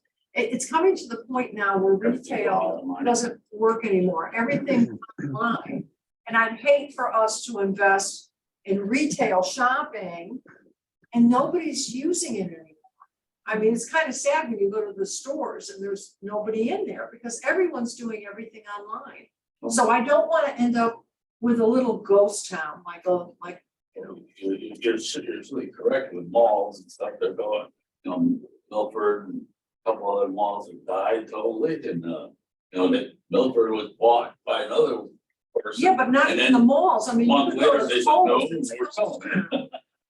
you know, and any of these things. So I guess when we say commercial, I'd like to have an understanding of what commercial is. You can list the type, some towns do them. So when you talk about mixed use, right, it's typically that your common neighborhood stores that support your residential uses. So, you know, your barbershop, hair salon, you know, your. Not too far. Well, A dry cleaner. Other nails. Not groceries. yeah. Well, no, I, you know, A bakery, now that's, I mean, it's, you know this, you see it other places, you see it double up, right? You've got places that depend on home here, around here. So, but you can literally, there are regulations that do name the type of businesses. They do, and I've seen them. And you're saying that tongue in cheek, so. Well, you can have it. Yeah, Move back square. well, they're going out of business too. It's empty. Anyway. It's empty now. If We you got- look at, for instance, our BT1 regs, you list, a plethora of uses that kind of run the gamut, and you have everything from I think I saw in here, and I'm sorry, I'm not remembering, but a museum, all the way to a funeral parlor, to a health and fitness club, it's any variety of commercial uses that could be a portion of the mixed use development, and it depends on how the commission would either rewrite the regulation or reference the perhaps existing underlying zone like our BTC regulations do now. They reference the BT1, is PSB the other one? No, not PSB. There's another zone. I'm not on that page, I'm sorry, but you just, you can reference different types of uses and work through that. I wouldn't even mind some medical complexes out there. And Yeah. Again, medical uses is another category. Talk about proximity to services, that was a huge part of the discussion of the audit. You want people to have that access. Yep. Right, those are services that are needed, a daycare, right? Again, we're not supposed to just looking at the housing need, you're looking at other needs, so take that in consideration and come up with a modern list of what you'd like to see, there's nothing wrong with doing it. Okay. I love someone All right. that's got the time to look down in Virginia, Maryland, and stuff with their developments down there. To have these large development housing developments with these other thing, so the support units of the people above them. So they walk out of their house, walk downstairs, get whatever they want, and walk back up They their don't get their house, steps. right? And developments are gorgeous. They gotta have zoning regulations to do that, and every time I go to one, 2 weeks ago when I was talking for Fairfax, I was sitting right next to one of those developments. And I look at it and say, why can't we do that? I volunteered to be put on a budget to go There you through, and go. we'll define those. Put breadcrumbs. Way back. Go on my computer for a while and look at the Virginia, those Springfield, Virginia and stuff like that, they do that. But it does seem to be a higher percentage of commercial in situations like that. I mean, I think this is the most discussion we've had regarding this property about possibly adding residential to it, because in the past it's been an absolute no, and at least now there's maybe discussion of doing some mixed use, which I think is probably good. I think it's a good idea to really look at that piece of property, because I know of the proposals over the years have been put on that property, from a huge football stadium to Walmart that went down the street to Cromwell. Okay, because That's all right. people at Town Hall didn't like it. Because the zones really didn't accept it, but you had to change everything around. But nope, we're not doing that. No, we're not doing that. Yeah. So we need to study it hard, right? I think it's a development that can be done. Does the town have a drone? Does the town have a drone? Zoning does not.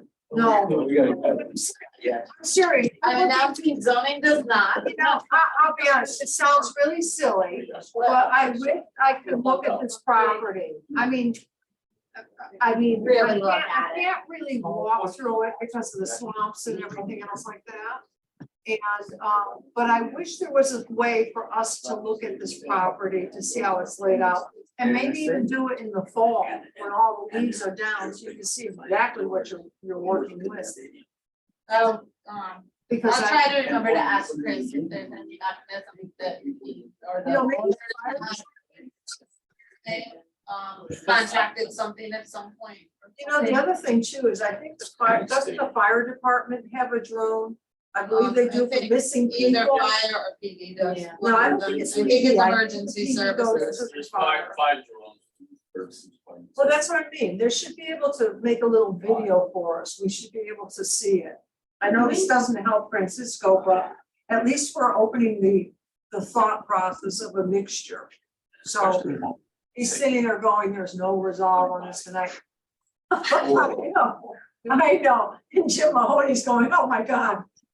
This document's gonna expire by the time we get this settled out. Yes, I know. It's like 10 Do we years. know how much wetland? Jim, do you remember how much wetland is in there? I think it's, there's a A lot. lot.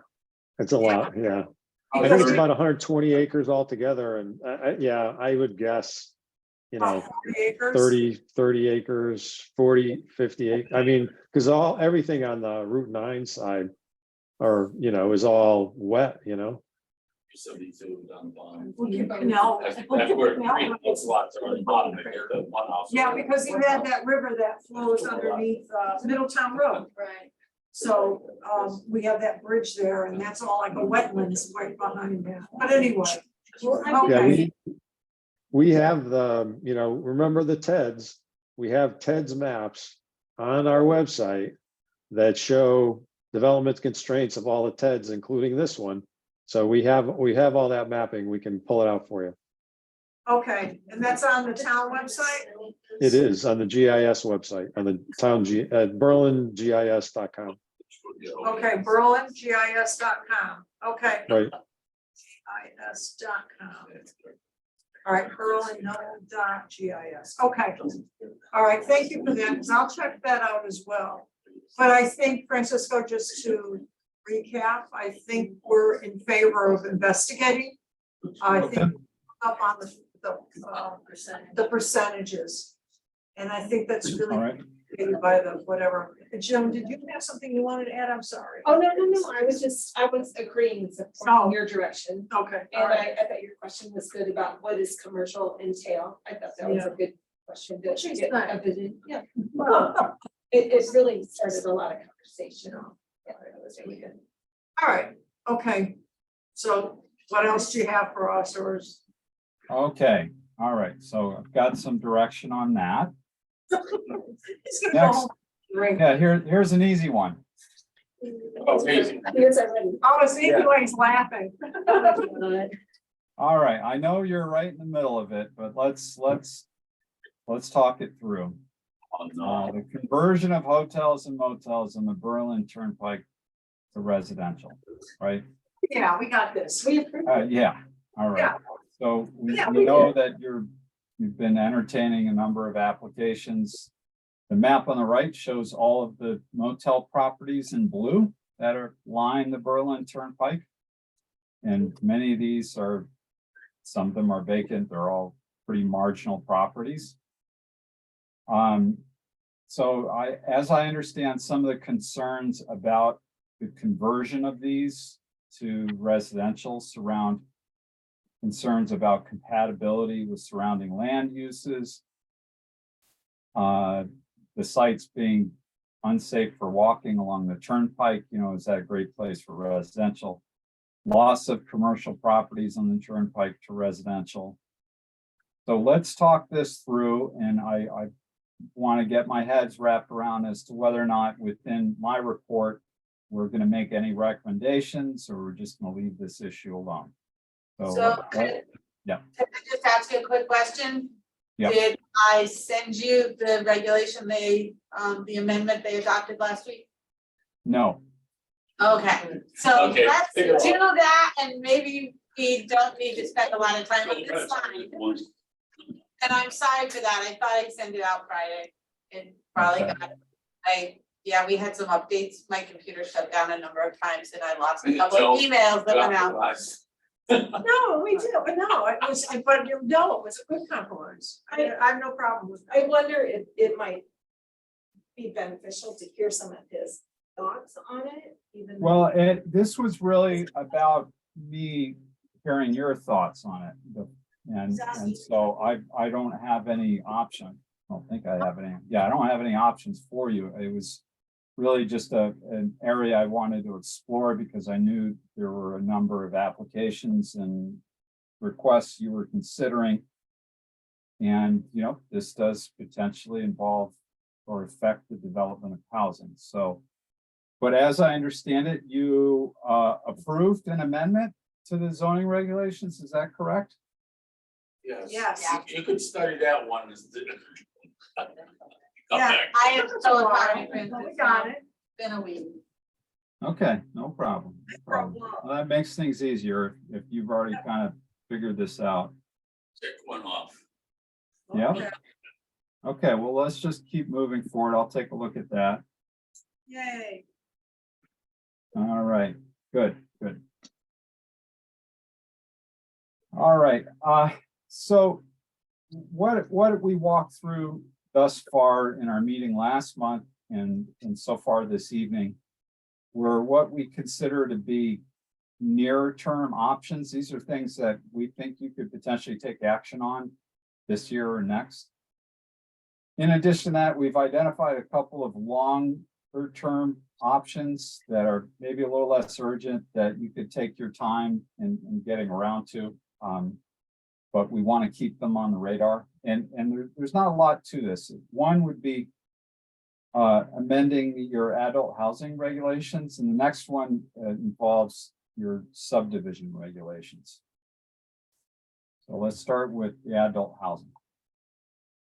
So the purpose of the adult housing is basically age-restricted housing. We've talked a little bit about this as related to your housing authority already. But you do allow, as it is, adult housing, which is age restricted housing, 55 and older. And they are permitted in the PR1 zones, planned industrial zones, and office technology zones, provided they're served by public water and sewer.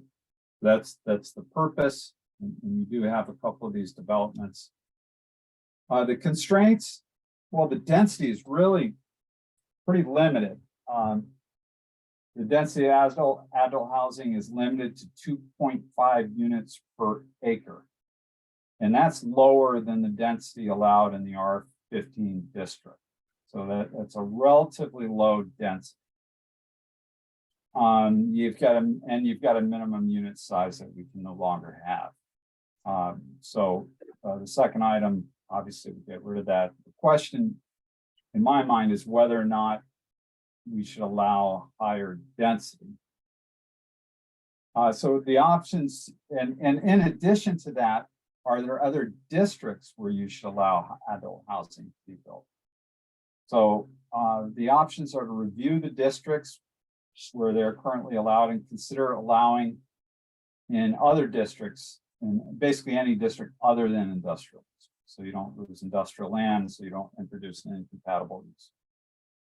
And then provide a density incentive that allows you to go beyond the 2.5 units per acre, provided it's deed restricted affordable housing. So for example, exempt all deed restricted affordable housing units from counting towards the density calculation with a maximum of 4 units per acre of affordable and market rate units. So you keep your 2.5 cap if it's market rate. And you can go beyond that, you can increase your density beyond that, but everything above has to be affordable up to 4 units per acre max. Okay, so that's it. You have any thoughts on that? The image on the right is one of your adult housing developments. What's the current density in R15 then for an acre? Well, it's like it's about 2.5 an acre. 15 times 2 is 30, 43,000 square feet per acre. So it's like 2.8, 2.9 units per acre in the R15. Okay, so it's not a huge, okay. It's right, so it's more than 2.5.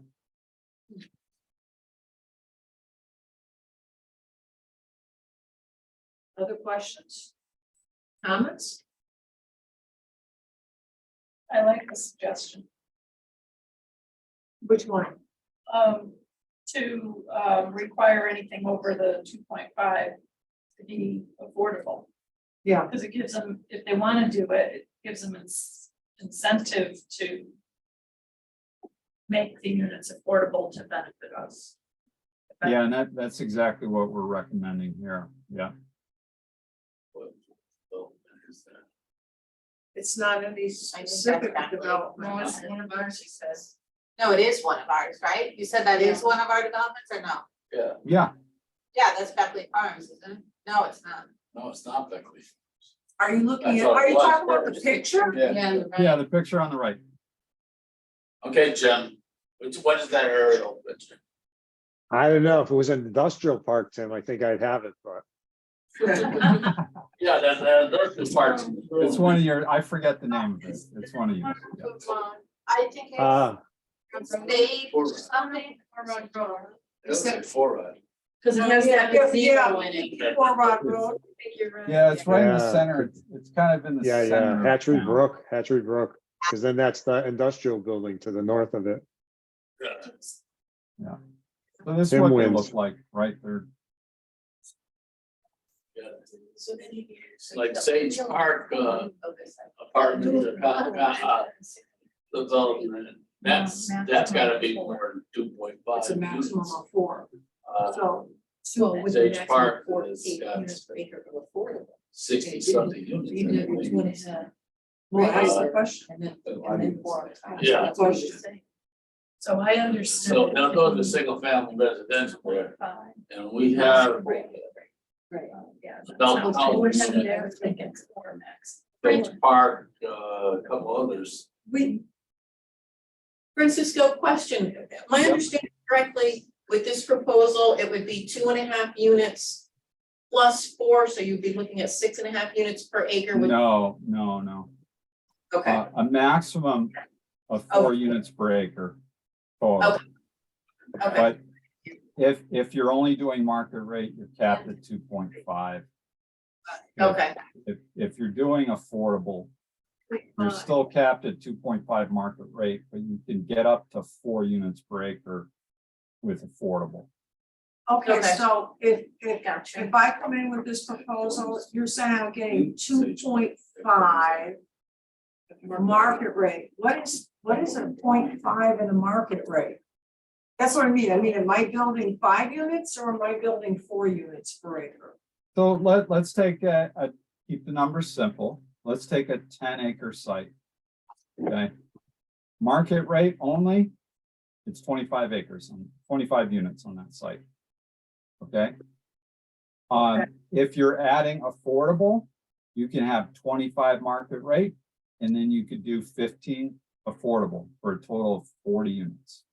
Okay. Okay. All right. I mean, you could do more affordable than that, but either way, you're not going past 40 units. Okay. Thank you 10 for acre that. site. Okay. So our So positive on this, right? PR1 No. land residential I like that. is at Sage Park. Development, which is adult housing. In the CR1. That's all allows it. These are both allowed, it said that they're. And residential 1. So adult housing is a use that's allowed within your existing zoning district. So it's not a different zoning district, unlike the PDD, you're not rezoning. It's a use, and then it's a use that has its own density and lot size standards, because these are it's typically one parcel that has a common land ownership, a condominium type arrangement. and it's one parcel. And so you're just, therefore, you're just measuring density on that parcel.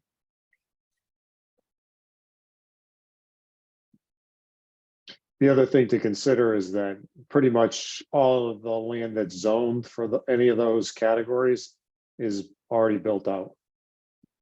There aren't too many opportunities, Could be zero. which it could be zero, which is one of the reasons why we want to take a look at expanding this to other districts, to allow it in other districts. Oh, Nelly, okay. There's one piece that was.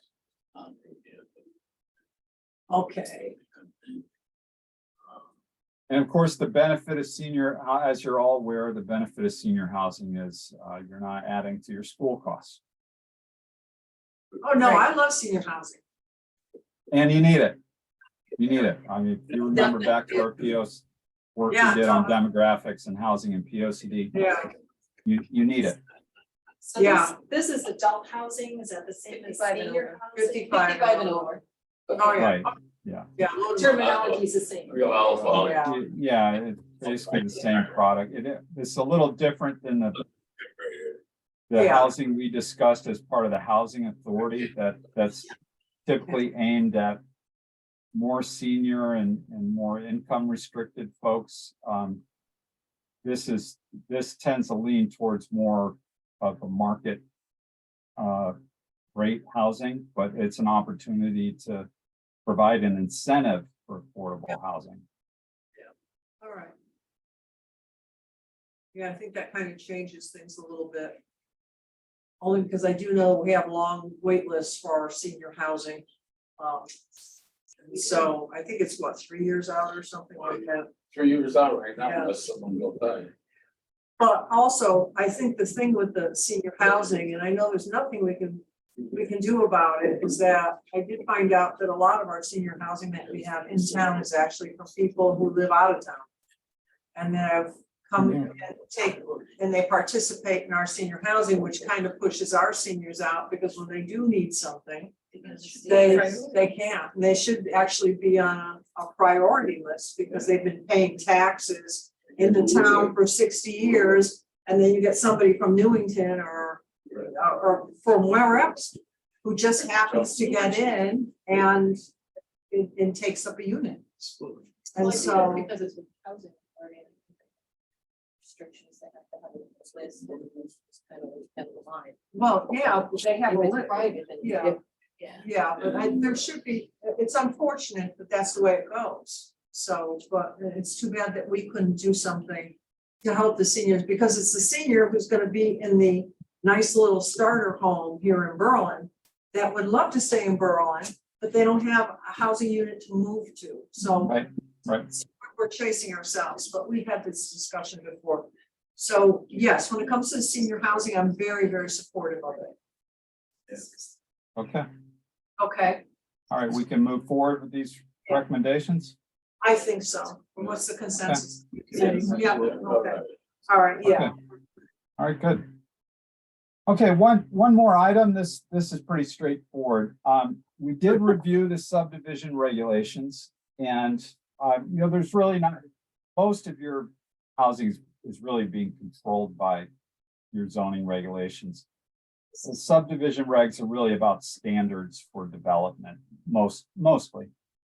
And so to that end, I think there are some limited opportunities here, and where we did see the potential to make some revisions that might make housing more viable and affordable is primarily related to the roadway design standards.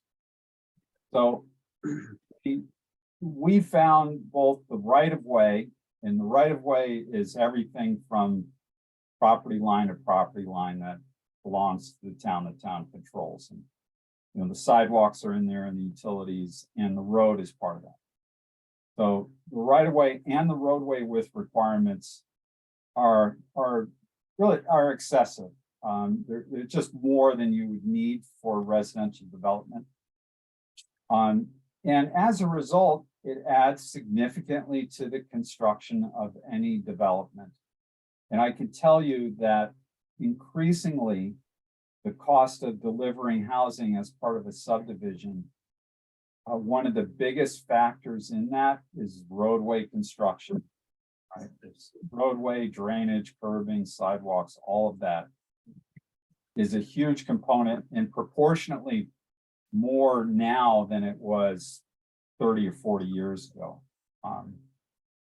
So the smart thing to do is to what we typically call right size these standards to provide exactly what you need and not to design the street for, oh, I don't know, Super Bowl Sunday when everyone on the street is having a party and the street needs to be lined with cars parked on both sides of the street, all up and down and et cetera. So and I'll walk you through these one at a time. So your major street standards for residential, commercial have an existing roadway width requirement of 42 feet. And all of your right-of-way widths are set at 60 feet, regardless of how wide the road needs to be or what type of road it is. Major street, 60-foot right-of-way. Local residential street, 60-foot right-of-way. And that right-of-way width just eats up developable land, is what it does. It competes for land that you could be building houses on. So 42 feet for a major street, a collector street is one down from that, 36 feet. A local street, that would be, you know, a little cul-de-sac, 28 feet. And then your business street, your commercial streets at 42 feet. What we recommend, and here we break it up. And on top is your existing, on the bottom is what we recommend. Is that you reduce your major street requirement to 36 feet. And that is still enough to park a car on both sides of the road and have 2 traffic lanes that are free flowing. Keep the right-of-way width is fine. Collector street, reduce that from 36 to 30. Local street reduced from 24, from 28 to 24, and take the right-of-way down to 50 feet and keep your business streets the same because, well, first of all, it's not related to residential development, which is our concern. Second of all, I think the standards are appropriate for your business streets. So that's our recommendation. We run that by the town engineer, correct, Maureen? And we seem to think that was pretty reasonable, looked reasonable, and they wanted to take a closer look at this. Yeah, I'm not, The reason for the wider streets were the sidewalk regulations. Yeah, well, you still have plenty of room to fit sidewalks in. Let me compare the right-of-way width and the roadway width. So on the bottom table, our recommendations, you have a 36-foot wide major street, 60-foot wide right-of-way. Well, that leaves 24 feet behind the curbs or behind the edge of pavement in total, which means 12 feet on each side, which is plenty of room for a buffer area of 5 or 6 feet and then a sidewalk.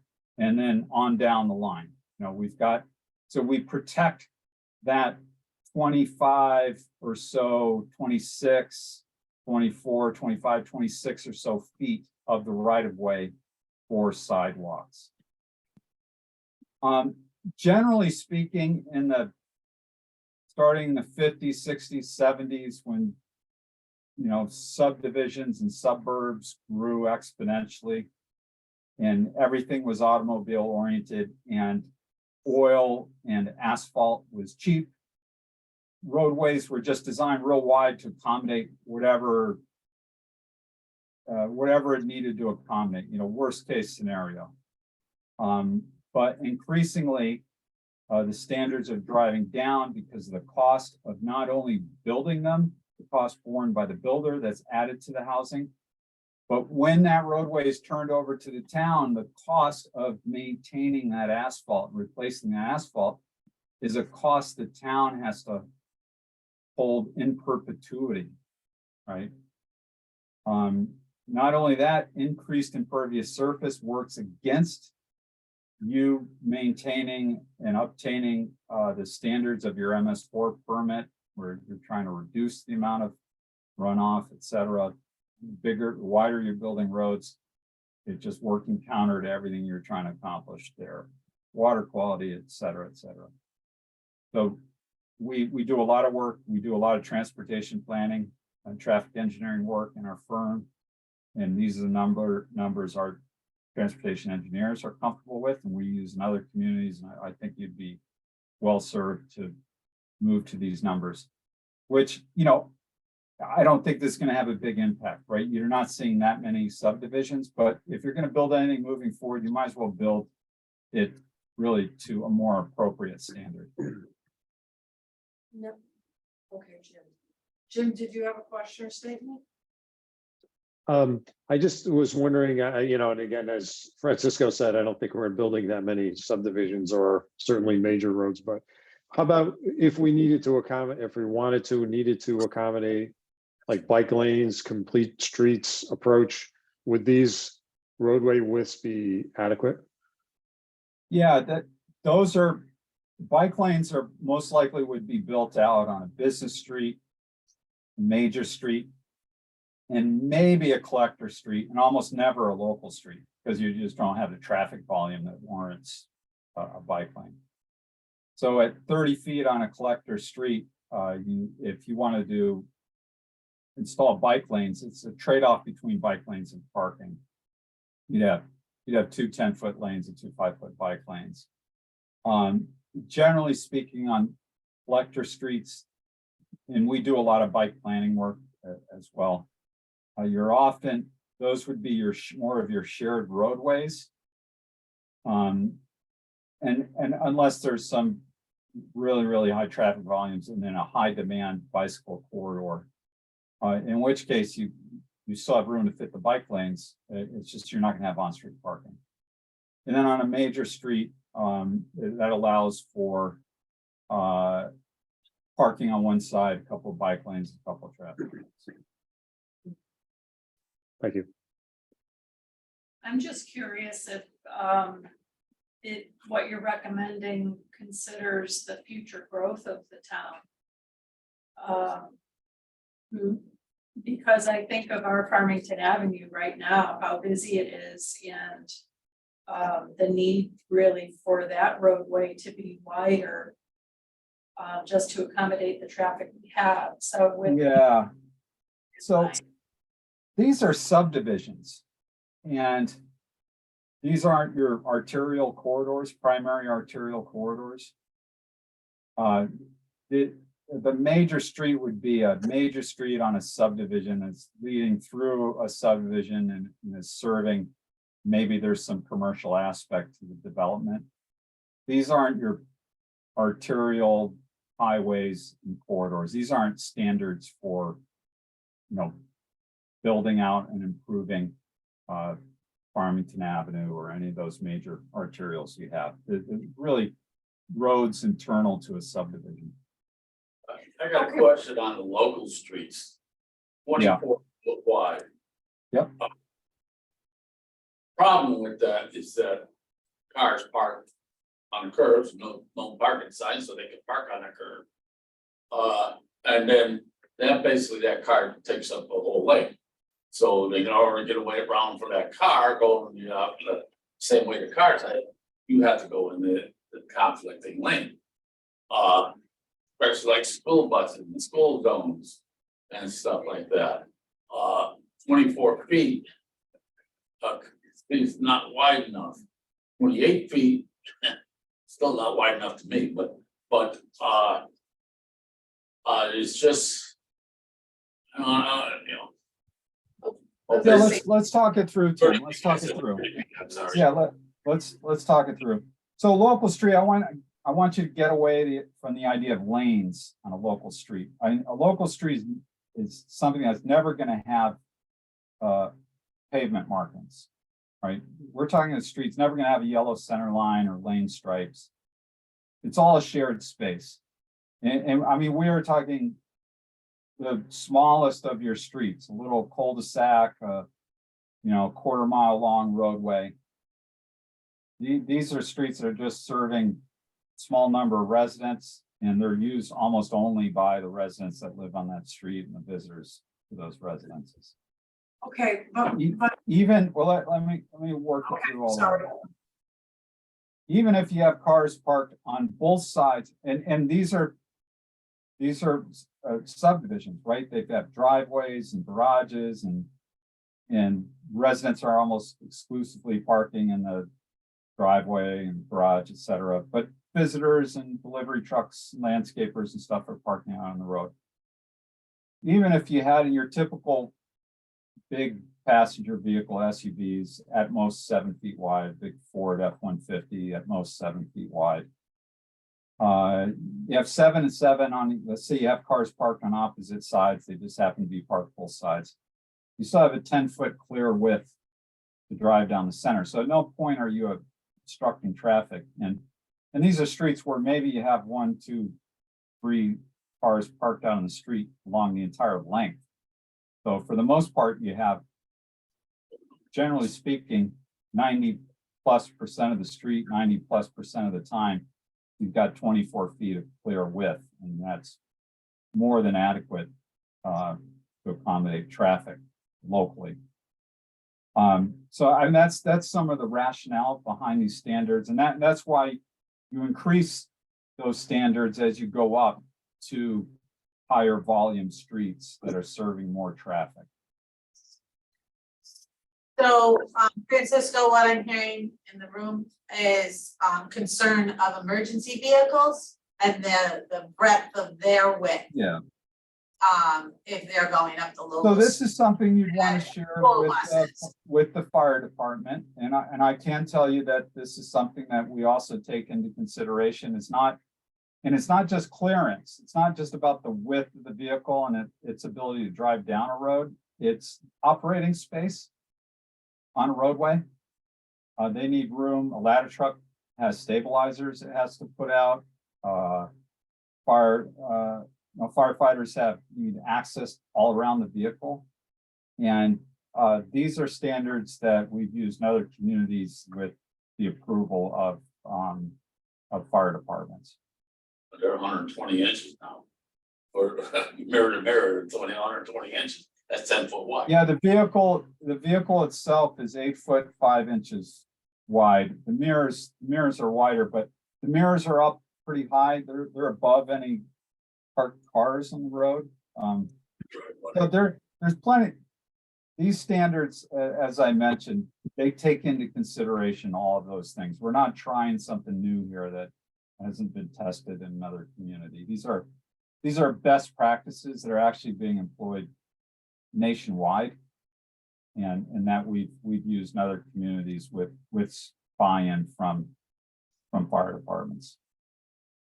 Okay, well, my question is that at the beginning, you said that these were suggestions for neighborhood roads. I got the impression that they were not for the Farmington Avenues. No, they're explicitly are not. This is a subdivision, and your subdivision regulations would not be applicable to existing major arterials like Farmington Avenue. Correct. Okay, but the road type is already divided into major street, collector street, local street, or business Yep. street.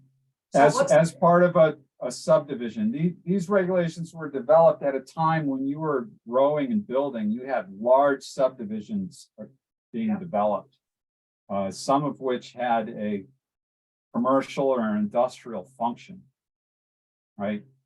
So if somebody wanted to come in and build a subdivision off of Collector Street, and I'm not sure how you define Collector Street, they would then have the right to go down to 30 feet width within the subdivision. Yep. Correct. Off of a collector street. Yeah, that's. Whereas right now it's at 55. Okay. No, right now, Collector Street is at 36. So Make it- right now residential is at 36, Yes, correct, correct, yeah, and you're recommending it come down to 30. right. Is that right? That is correct, that is correct. Yeah. And the existing right of way would move along with that to 55. Yeah, that would shrink by 5 feet. Okay, all right. I'm not sure. I think I'd have to really think on this one a little bit. I don't know about anyone else, but. Well, you know, like I said, we're not making decisions on adopting any of these changes this evening. It's a question of whether or not we're going to advance it in our report and continue to put it out there as something that should be considered. I think this might be something from the questions I'm hearing, that at the time you were looking to adopt or an amendment was being proposed, might include a map illustrating the different roads Yeah, and what the change would mean. yeah. You know, then you get examples of the exact roads, but again, that would be at the time you'd be reviewing the text amendment to the subdivision regulations and the provisions, so that you'd be Right. then analyzing does it Yeah, actually 'cause I work can't make a in decision on these this. situations This is. and within our community. You know, the thing, when I think about subdivisions, I think about people walking around the whole area, in and out different roads. Children on bikes. If you're gonna have cars on both sides, you're gonna have people walking either in the road, you got oncoming traffic. I personally feel that taking away 6 feet on a local road is too much. I think that it's too narrow. We do have sidewalk requirements. I So like pres- the sidewalk, so. Yeah, presumably those folks are on the sidewalk. I can tell you that one of the issues with excessively wide roads is that the speeds tend to increase on them in response to the width of the roadway. In this town, they increase on all our roads. They go over to the high school, they just wait, and then they cut through Brodell, all those other roads to see if they can get down to the Berlin Turnpike faster than each other. Yeah, Yeah, bad about the street is that Besides, people just, everyone's in a hurry to get wherever they want to get. No one has patience anymore. I do have a question, being a subdivision, how about cul-de-sacs, how are they impacted? well, the end of it would still, you'd maintain whatever standard you have, because that's what you need to turn around, you know, buses and fire trucks and that sort of thing. It would just be that the road leading up to it would be a little narrower.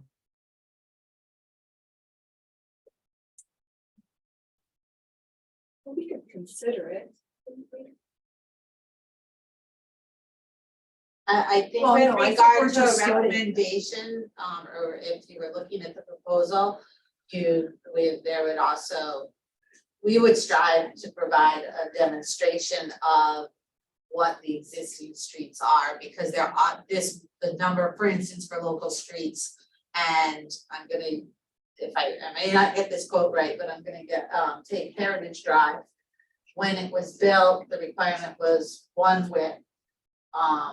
Now it's more, so I believe that's the one last year when you approved an extension at the end.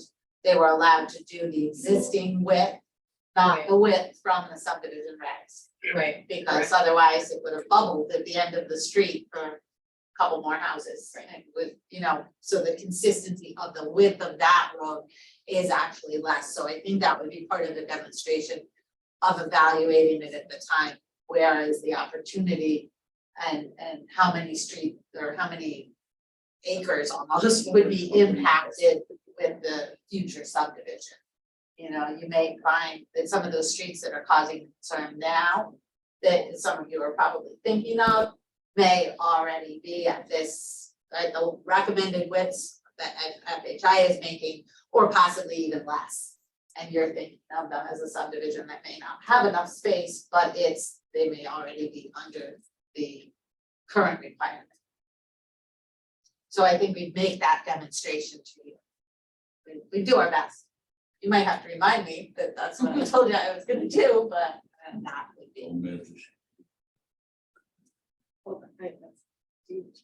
No, well, yeah, I really look forward to having that information so I can consider this. Gotta really look at it. Right. All right. I Okay, dropped out again, but I'm back and, okay, so I think we've exhausted this conversation. I obviously have some concerns, but I'm not hearing anyone say that this is totally a non-starter. It's just that you haven't had a chance to really think about the implications. So I advise keeping there as a recommendation and then you could take this up at some point. And as I mentioned, this is not one of our near-term recommendations. This is something for consideration over the longer term. It's nice to have the numbers down and to know that it's in place across the country, so that gives us something we could. Okay, Acknowledge too. all right, good. So that was the last item with respect to our schedule. I mean, we're reaching the very end of this, right? We're kind of off the charts here. Here we are, the POCs were adopted. We're on this zoning review, which I have to tell you, we've done most of the work to date. Now it's a matter of me documenting that, everything we discussed at this meeting, last meeting, in our report. So our next steps are obviously to continue this zoning work for the rest of the month. On the POCD side, as I mentioned before, we just need to finish up the acknowledgements, deliver the document to the state. And then we're also taking all our maps and mapping data that we've created in the process and organizing that so we can hand it over to the town and to New England Geo, which is the town's mapping consultant, so that they have that data and they can update their mapping because they are the keeper of the maps.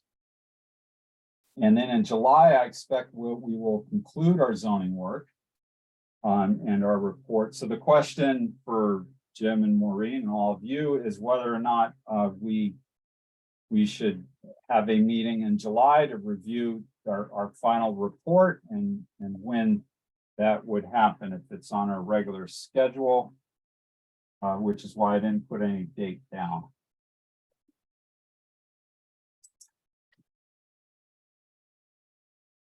So the fourth Thursday in July is July 7th. 27th, yeah. Oh, you have a calendar out there, look at that. I didn't see. It would be right here. You do have a plan, a scheduled planning and zoning commission meeting on the 6th and on the 20th. So the 27th would be an additional meeting. I believe the 6th and 20th, as far as other items on the planning and zoning commission's regular agenda, is already filling rapidly. So I would not recommend that you try to do it at a regularly scheduled P&Z meeting, but you know.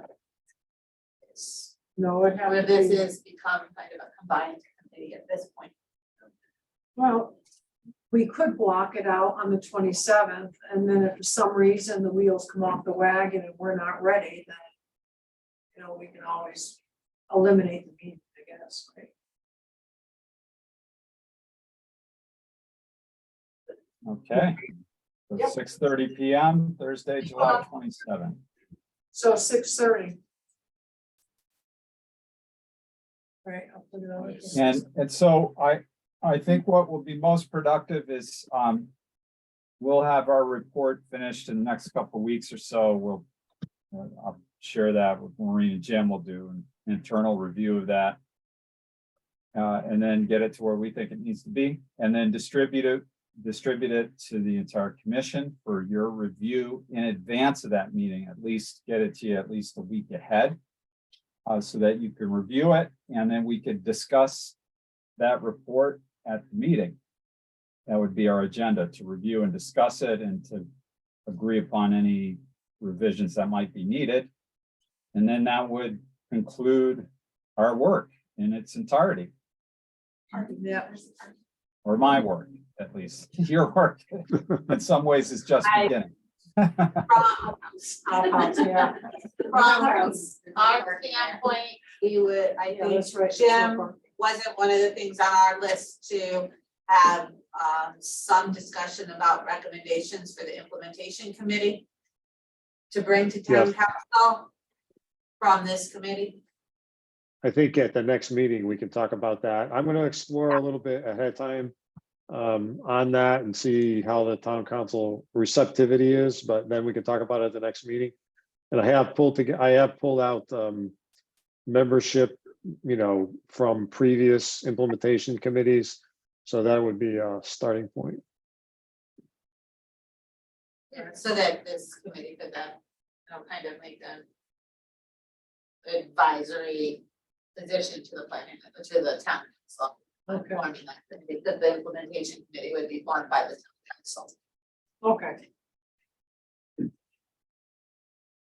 So, and then, I think we're sort of wrapped up with Francisco at this point, but I think we might have had a couple of other things to, that relate back to the zoning work as well. Do you wanna hand out anything? I think ours late and we can do this another time. Okay, so we won't continue the, Just in terms. the other zoning things that we had that were going to be included in the review. So, okay, All right. I just needed to get it out there before everybody ran out of the room. Yeah. we're all- I see that we cannot. You're all going. Thank you, Francisco. All right, good night, everyone. Thank you. Good night. I'll see you next month. And like I said, look for a report from us in advance of the next meeting. Absolutely. Okay, thank All right, you thank very you. much. You did a great job tonight. Thank you. All right. Good night. Thanks. Night. Jim, thank you. It's like a friend. Good night, Good Ron. night. Good night, George. George. Francisco's a nice guy. It's like a friend we're gonna miss. Yeah. We're gonna have Yeah, I know. a- Yeah, we go away. Thanks. And